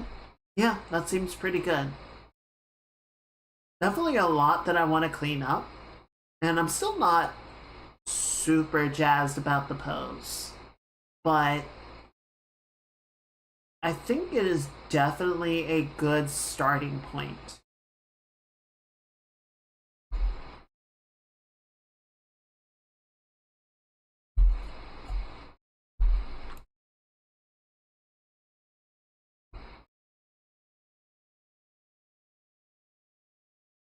If we compare this,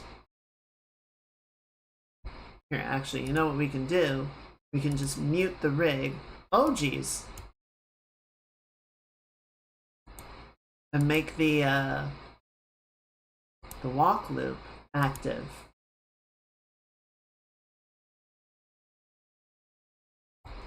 Right, so this is the pose, the walk cycle that we started with.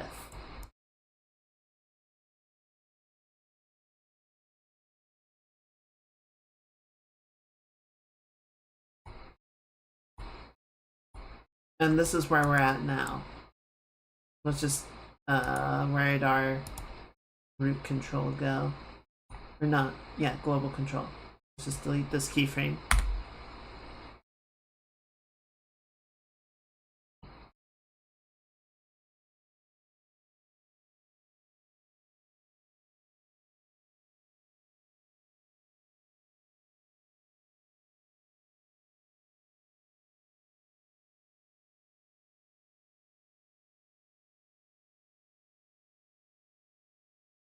Like, there's definitely some stuff about it that isn't as good. I think the movements are still kind of stiff. There's a bit of a weirdness in how she's carrying her, particularly her head. I think is a little odd. It feels a little like stuck forward in a way that I don't quite like.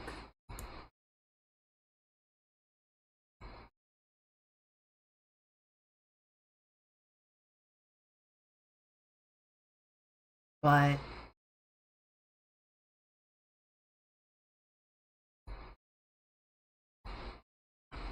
it's I definitely think it has a little bit more personality. It has a little bit more that's sort of distinct to her character, which is good.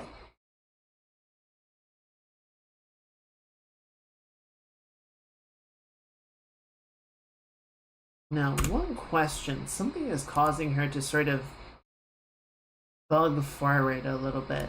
I this? Right there. Yeah, so she has it, and then she actually backs off from it.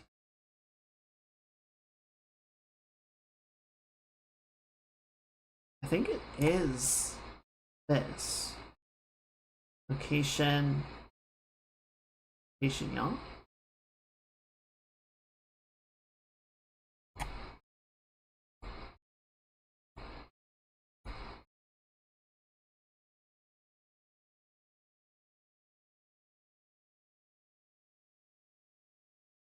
Yeah, I think it is. So let's try.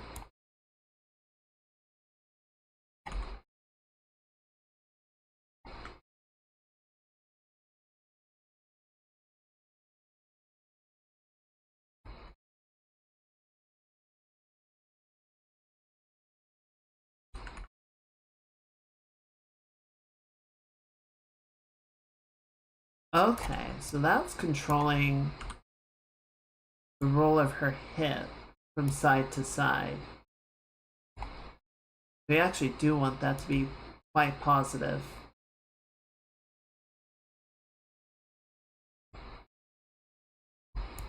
I would argue that it should probably be more even, right?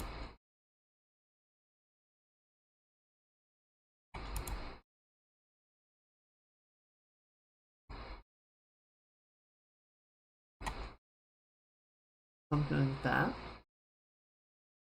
Yeah, see, that's a little extreme. I think we can walk that down on both sides.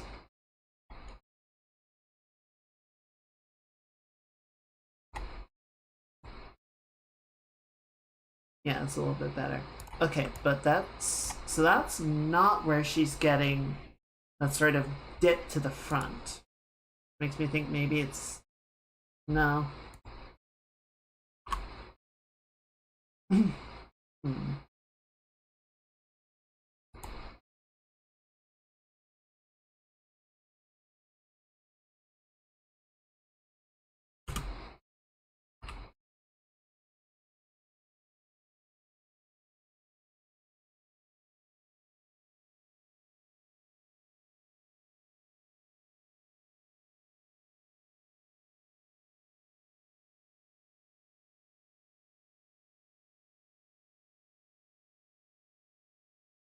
It's the global control. Why are you moving? Why are you moving? You should not be moving.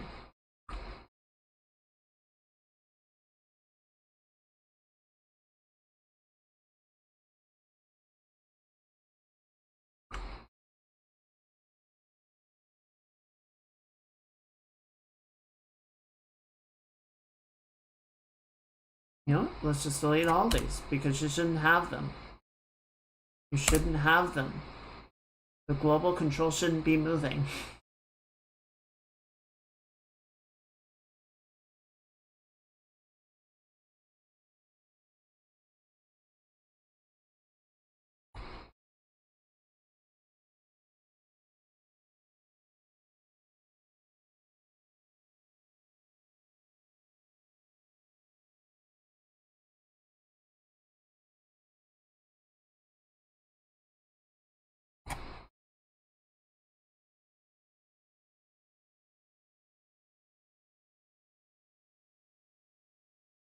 Where is that mob coming from?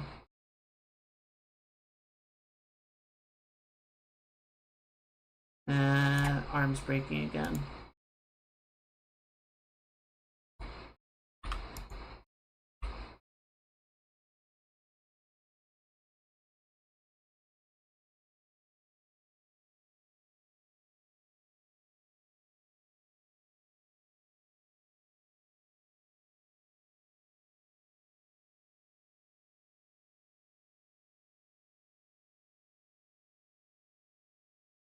So that's a bit of a weird movement.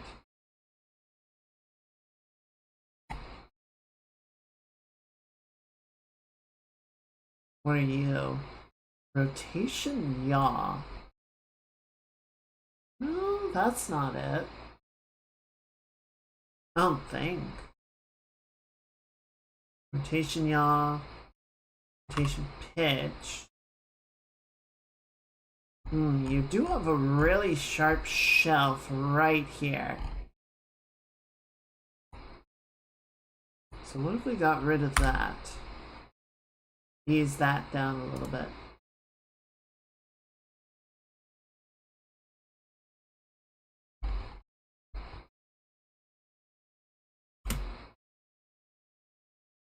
Maybe level that out some more.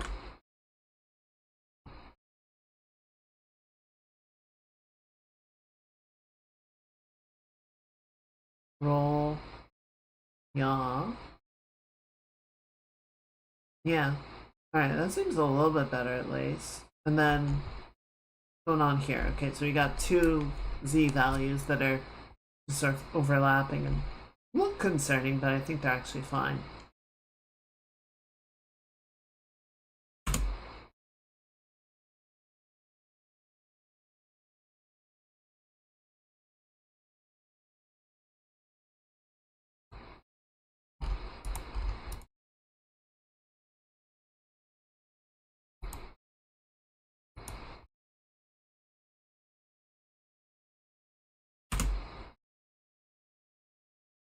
Oops, tangent control.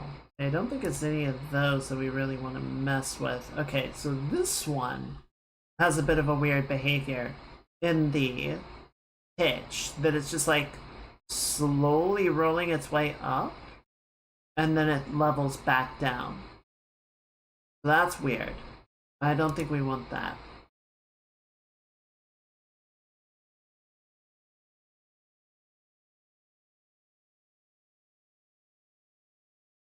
Let's just bring this back down, shall we?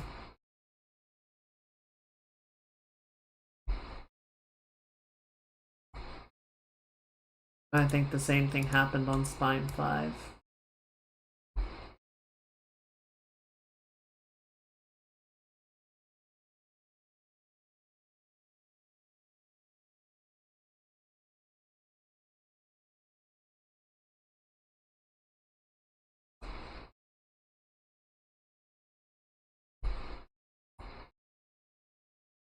Okay.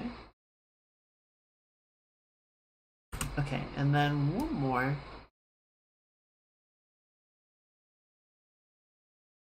Yeah, so it like pitches down.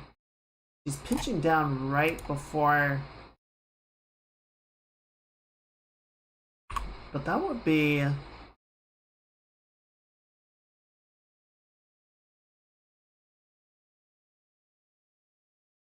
Okay. So yeah, that's gonna affect. Let's switch to this. Yeah, so now we're just affecting the one axis. So we're looking for roll value. Seeing which one has like a sharp decline or sharp change. Spine 3.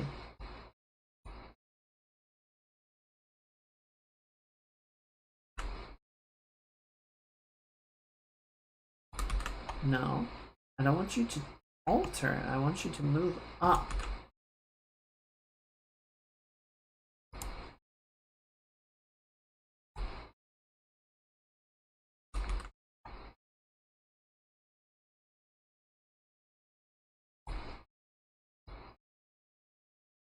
Let's level that out.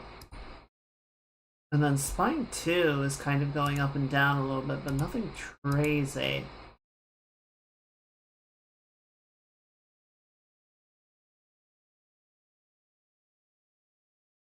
Okay, I think that was it. I think spine 3 was doing this weird thing where it's sort of like pitching down, or it was like pitching in one direction for most of the cycle, and then it was kind of going back to a reset value, which was weird and not very helpful.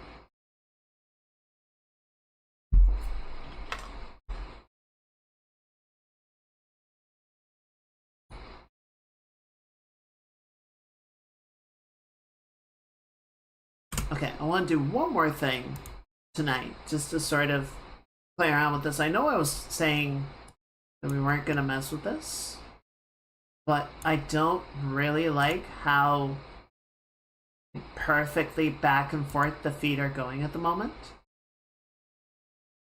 What would be a good way to fix that, though?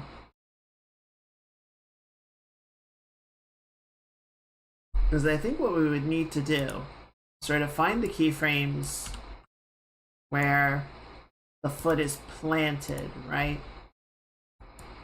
Right, so like we would start with this one. And we would want to grab just the location X value here. Because right now we have it pretty much perfectly level.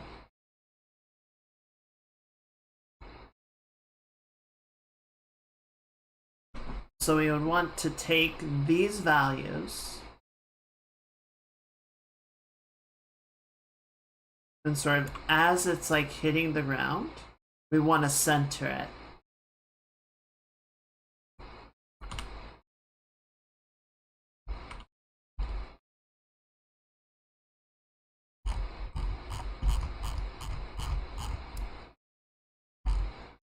Could you actually, like, thank you. Look at the whole position. That would be great. Thank you so much. Okay.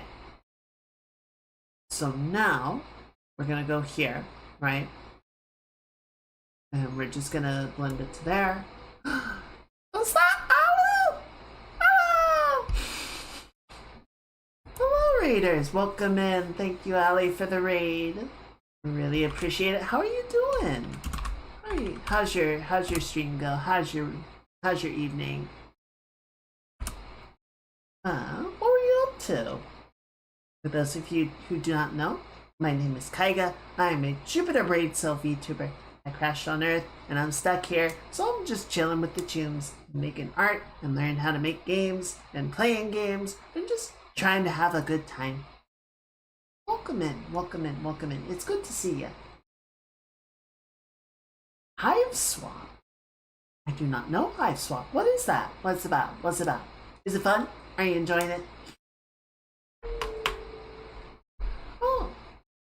Soul Dragabond. Thank you very much for the follow. I really appreciate it. And hello, Night. Happy Thursday. I hope you enjoy the game. I hope it is fun. I hope it is good.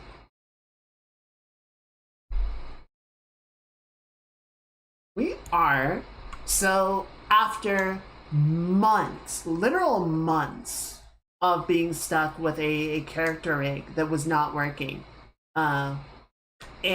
we finally figured out what was wrong with it, and we have something that we can actually use. So we are doing some like basic animation practice, building a walk cycle. Homestuck prequel point and click adventure. Interesting. Interesting. Are you enjoying it? I hope it's fun. I hope you had a good time with it. If you or any of the raiders need to raid and run, go clean up, do some after stream care, get something to eat, and just head on to sleep. Totally understand. I really appreciate you coming by and sharing your community. But everyone is also welcome to hang out. We're going to be going for a little bit longer. I'm being real fussy with these ground pounders. Why is it, speaking of which, why is it off the ground? Well, I guess because I moved the ground plane. That'll do it. We can plant the foot a little bit more.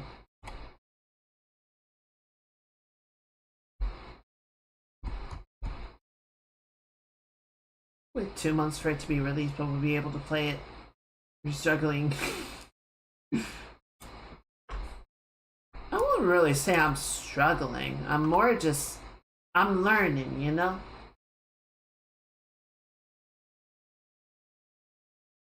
Okay, so that seems fine.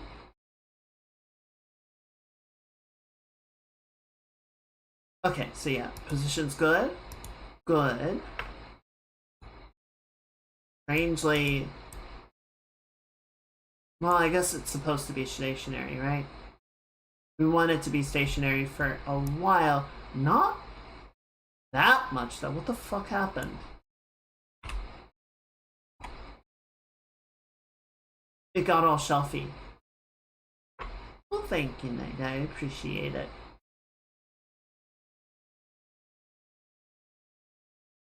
Now the question is, which of these keyframes do I actually want to keep? Do I want to keep either of them?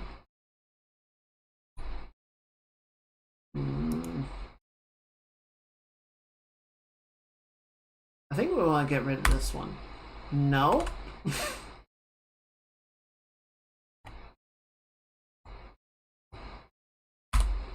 Don't get rid of the entire curve, just the one keyframe. Thank you. Okay, so then we go back to what we were originally messing with, which is location X. So this, undo that. Okay, I think I might see what happened to. Okay, so yeah, we just want to slide that in like so.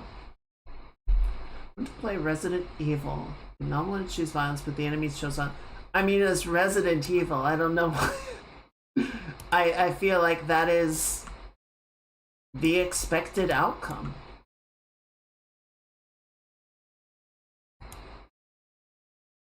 Okay, so yeah, we can leave it a little bit out.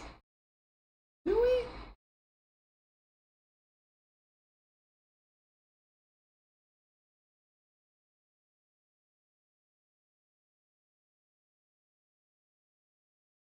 Yeah, see, if we do that, it's gonna...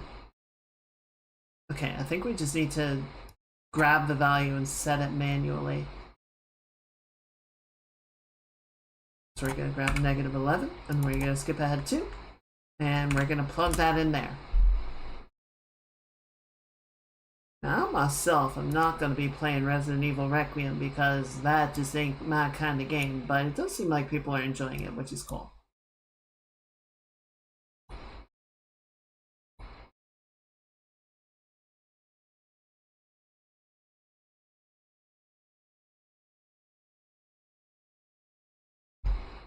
This right? Okay, yeah, see, I missed one. I missed one somewhere. So if we go back to the beginning and then we go step, step, step. Okay, that one's good. Yeah, here it is. Like gold mining simulator.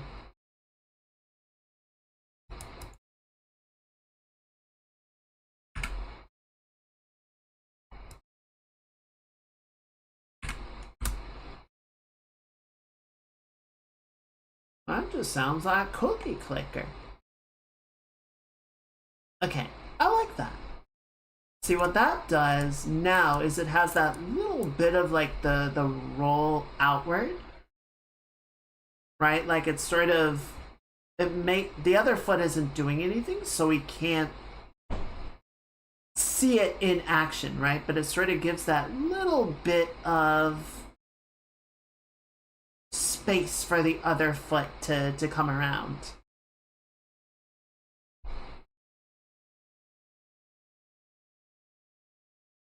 So let's set up the other foot just to get the same thing going. What?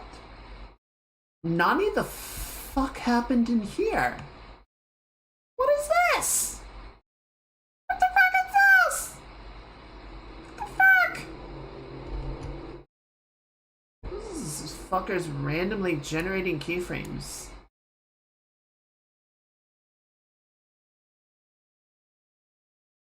Okay,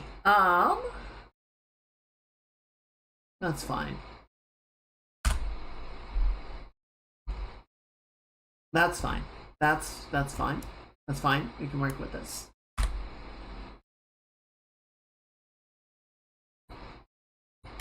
Okay, so that's level. That's good. We're gonna go back to the beginning, right?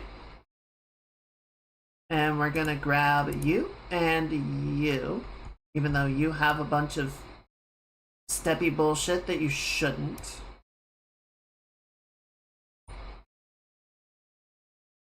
I think we're gonna need to clean this up a little bit. I honestly don't know where these are coming from.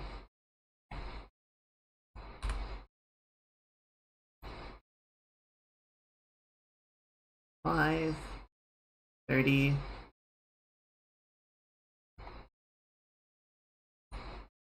Okay, I think this should be gone.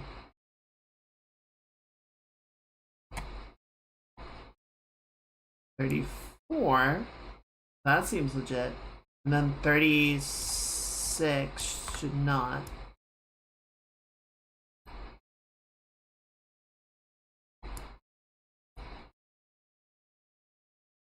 So we go 0, 5. Okay, I think 13 can go. No, not both of them, you ninny. Just this one, please. And then get rid of that. Get rid of this. Okay, I think that's fine.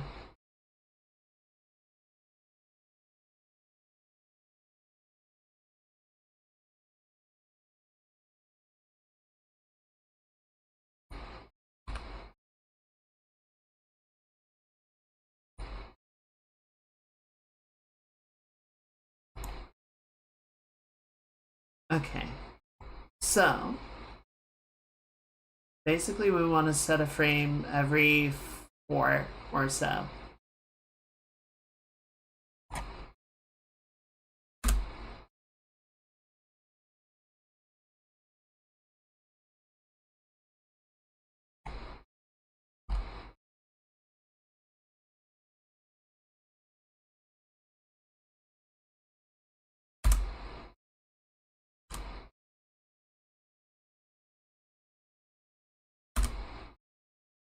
See, I really don't understand how these things get offset from frames. I don't get why that's even technically possible. Okay. Yeah, let's avoid getting too granular off the bat, right? I'm gonna go back to frame 8, that's good. And then frame 15, good. Frame 23, good. 30, good. 38, fine. 7, that's fine too. My timing is so fucked. Where even am I anymore? 45, 52, and 60. Okay, so going back to the beginning. So as this one comes around,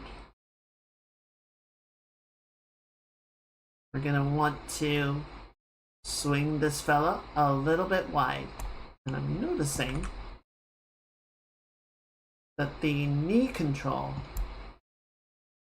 is going back behind the knee. So we want to correct this and get a little extra control there, right? All right, back to the foot.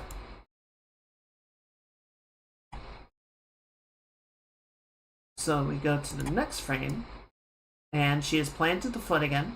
So we want that to be nice and static. So that will just follow through until about here, where we swing it outwards again. And that fucking PV control,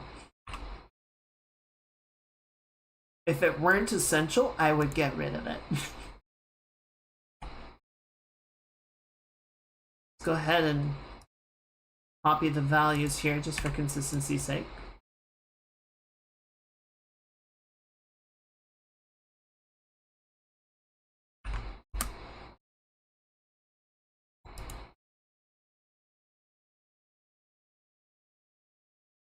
There we go. So yeah, what this should let us do now, right, is we just get that little bit of like the feet stepping in front of each other, right? They sort of move underneath her center of balance. What I'm actually going to do is while her right foot is underneath her, I want to move that a little bit closer to the center line, more like that, right? Got that nice grid that we can sort of base off of, so we'll put the big toe a little bit inside the line. Right, you can see now it's a little bit more balanced. It's actually favoring the left foot a bit more than it's favoring the right, so we can push that even further.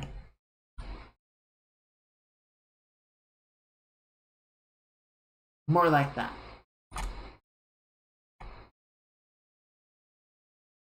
Right, we don't want it to be like a runway type of thing where she's like stepping far to the other side, but definitely sort of gives that nice like keeping one foot underneath her, maintaining a strong, a good, center of balance as she goes forward.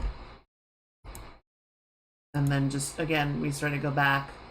You can kind of see that a little bit in the walk that we sample from, but it's definitely a wider stance.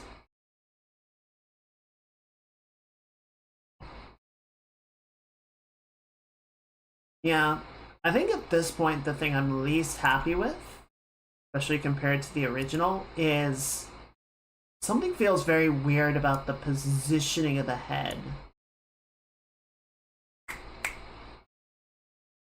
Let me try something. I don't think I want to move this. I'm pretty sure if I do this, it's going to break something, but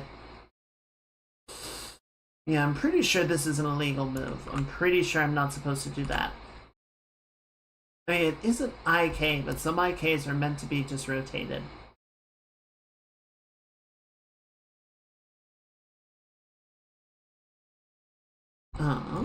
Alright, let's go back up to the top.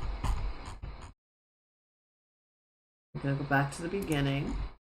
And then I want to go to global control, and where is the FKIK? There you are. Go ahead and turn that off.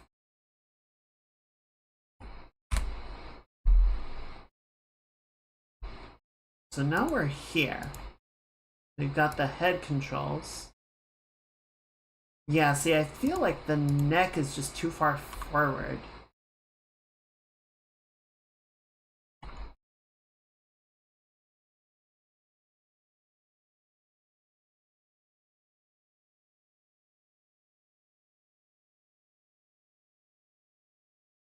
It's got like a weird craning to it that I don't really like.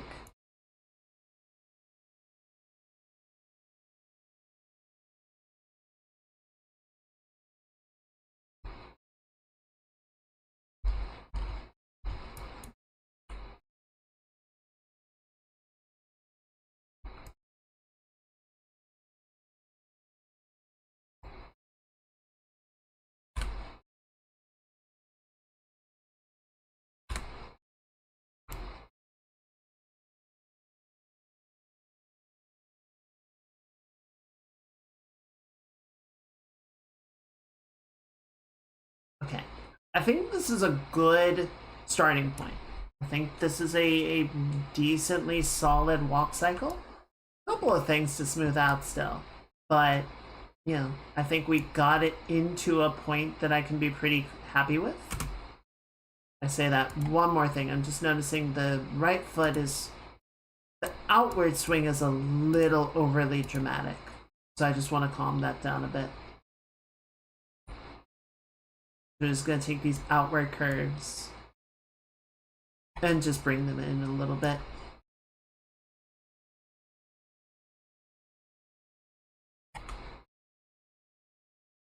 Like compared to the left foot, it's just a little bit too much.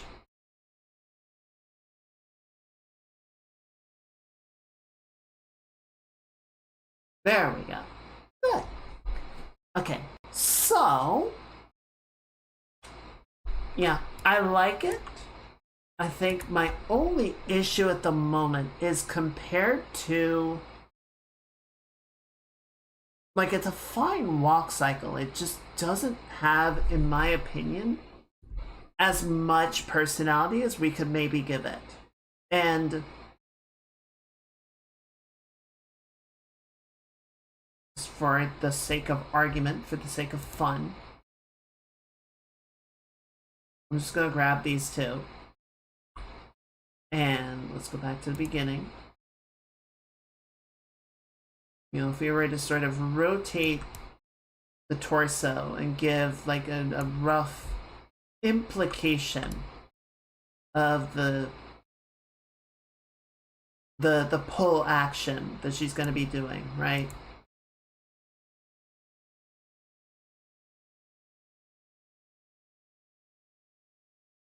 I feel like it might work. I feel like it might be in there. But I think it needs a little bit more massaging, so to speak, right?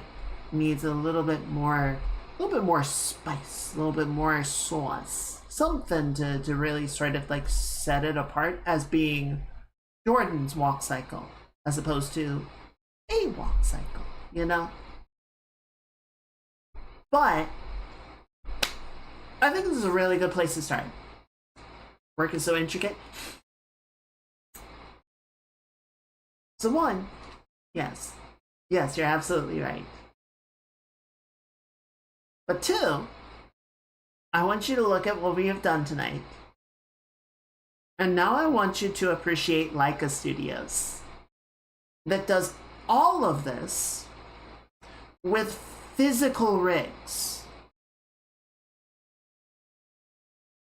Right? None of this digital stuff that you can like, oh, you know, very cleanly, cleverly, you know, just adjust this a little bit here and there. It's like, no. We set up a frame and then we shoot it. And then we move the rig, we move the character. One frame. And then we shoot it. And then we move the character one frame. And then we shoot it. Stop motion is a monster of an art form. And I have unlimited respect for them. I cannot imagine the zen-like patience it takes to do stop motion animation, especially on a movie production level. It's insane.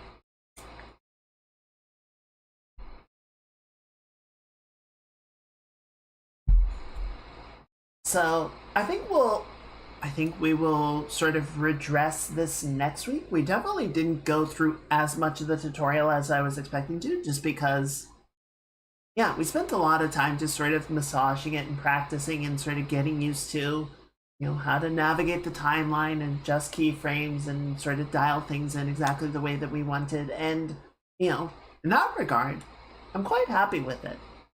Yeah, it's definitely not 100% good walk cycle, but also, oh, thank you for the head pat, Sally. I also did not expect to have a fully completed walk cycle within 4 hours. I think that would have been insane.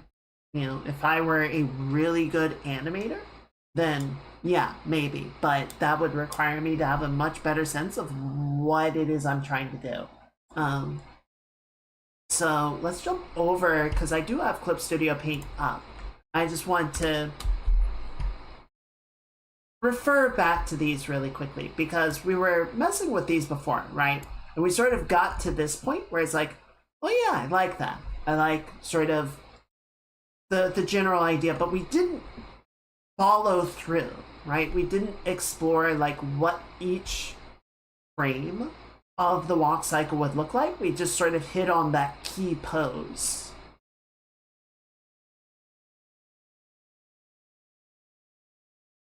So what we might have to do next week is not just go in and keep, sort of brute forcing into the walk cycle that we have. I think we'll need to come back here and sort of, compare this pose with some of the stuff that we found, messing with the character in engine, and the sort of 5 or 10 step process, 9-step process of, the storyboarded walk cycle. Sort of get to a happy point where we have a real plan of what it is that we want to make, right? We're not just sort of fumbling around, nudging the controls until we go, oh yeah, that looks good. So that'll be next week. But unfortunately, I think it is about where we need to go ahead and call it for tonight. So thank you, everyone, for hanging out tonight. Thank you for being here. Thank you again, Allie, for the raid. I really appreciate it. It's really good to see you. I hope you enjoyed the game. So we're going to go ahead. I'm going to go ahead and shut down the YouTube stream. Everyone say good night to the VOD squad. And we're going to go find somebody that we can raid.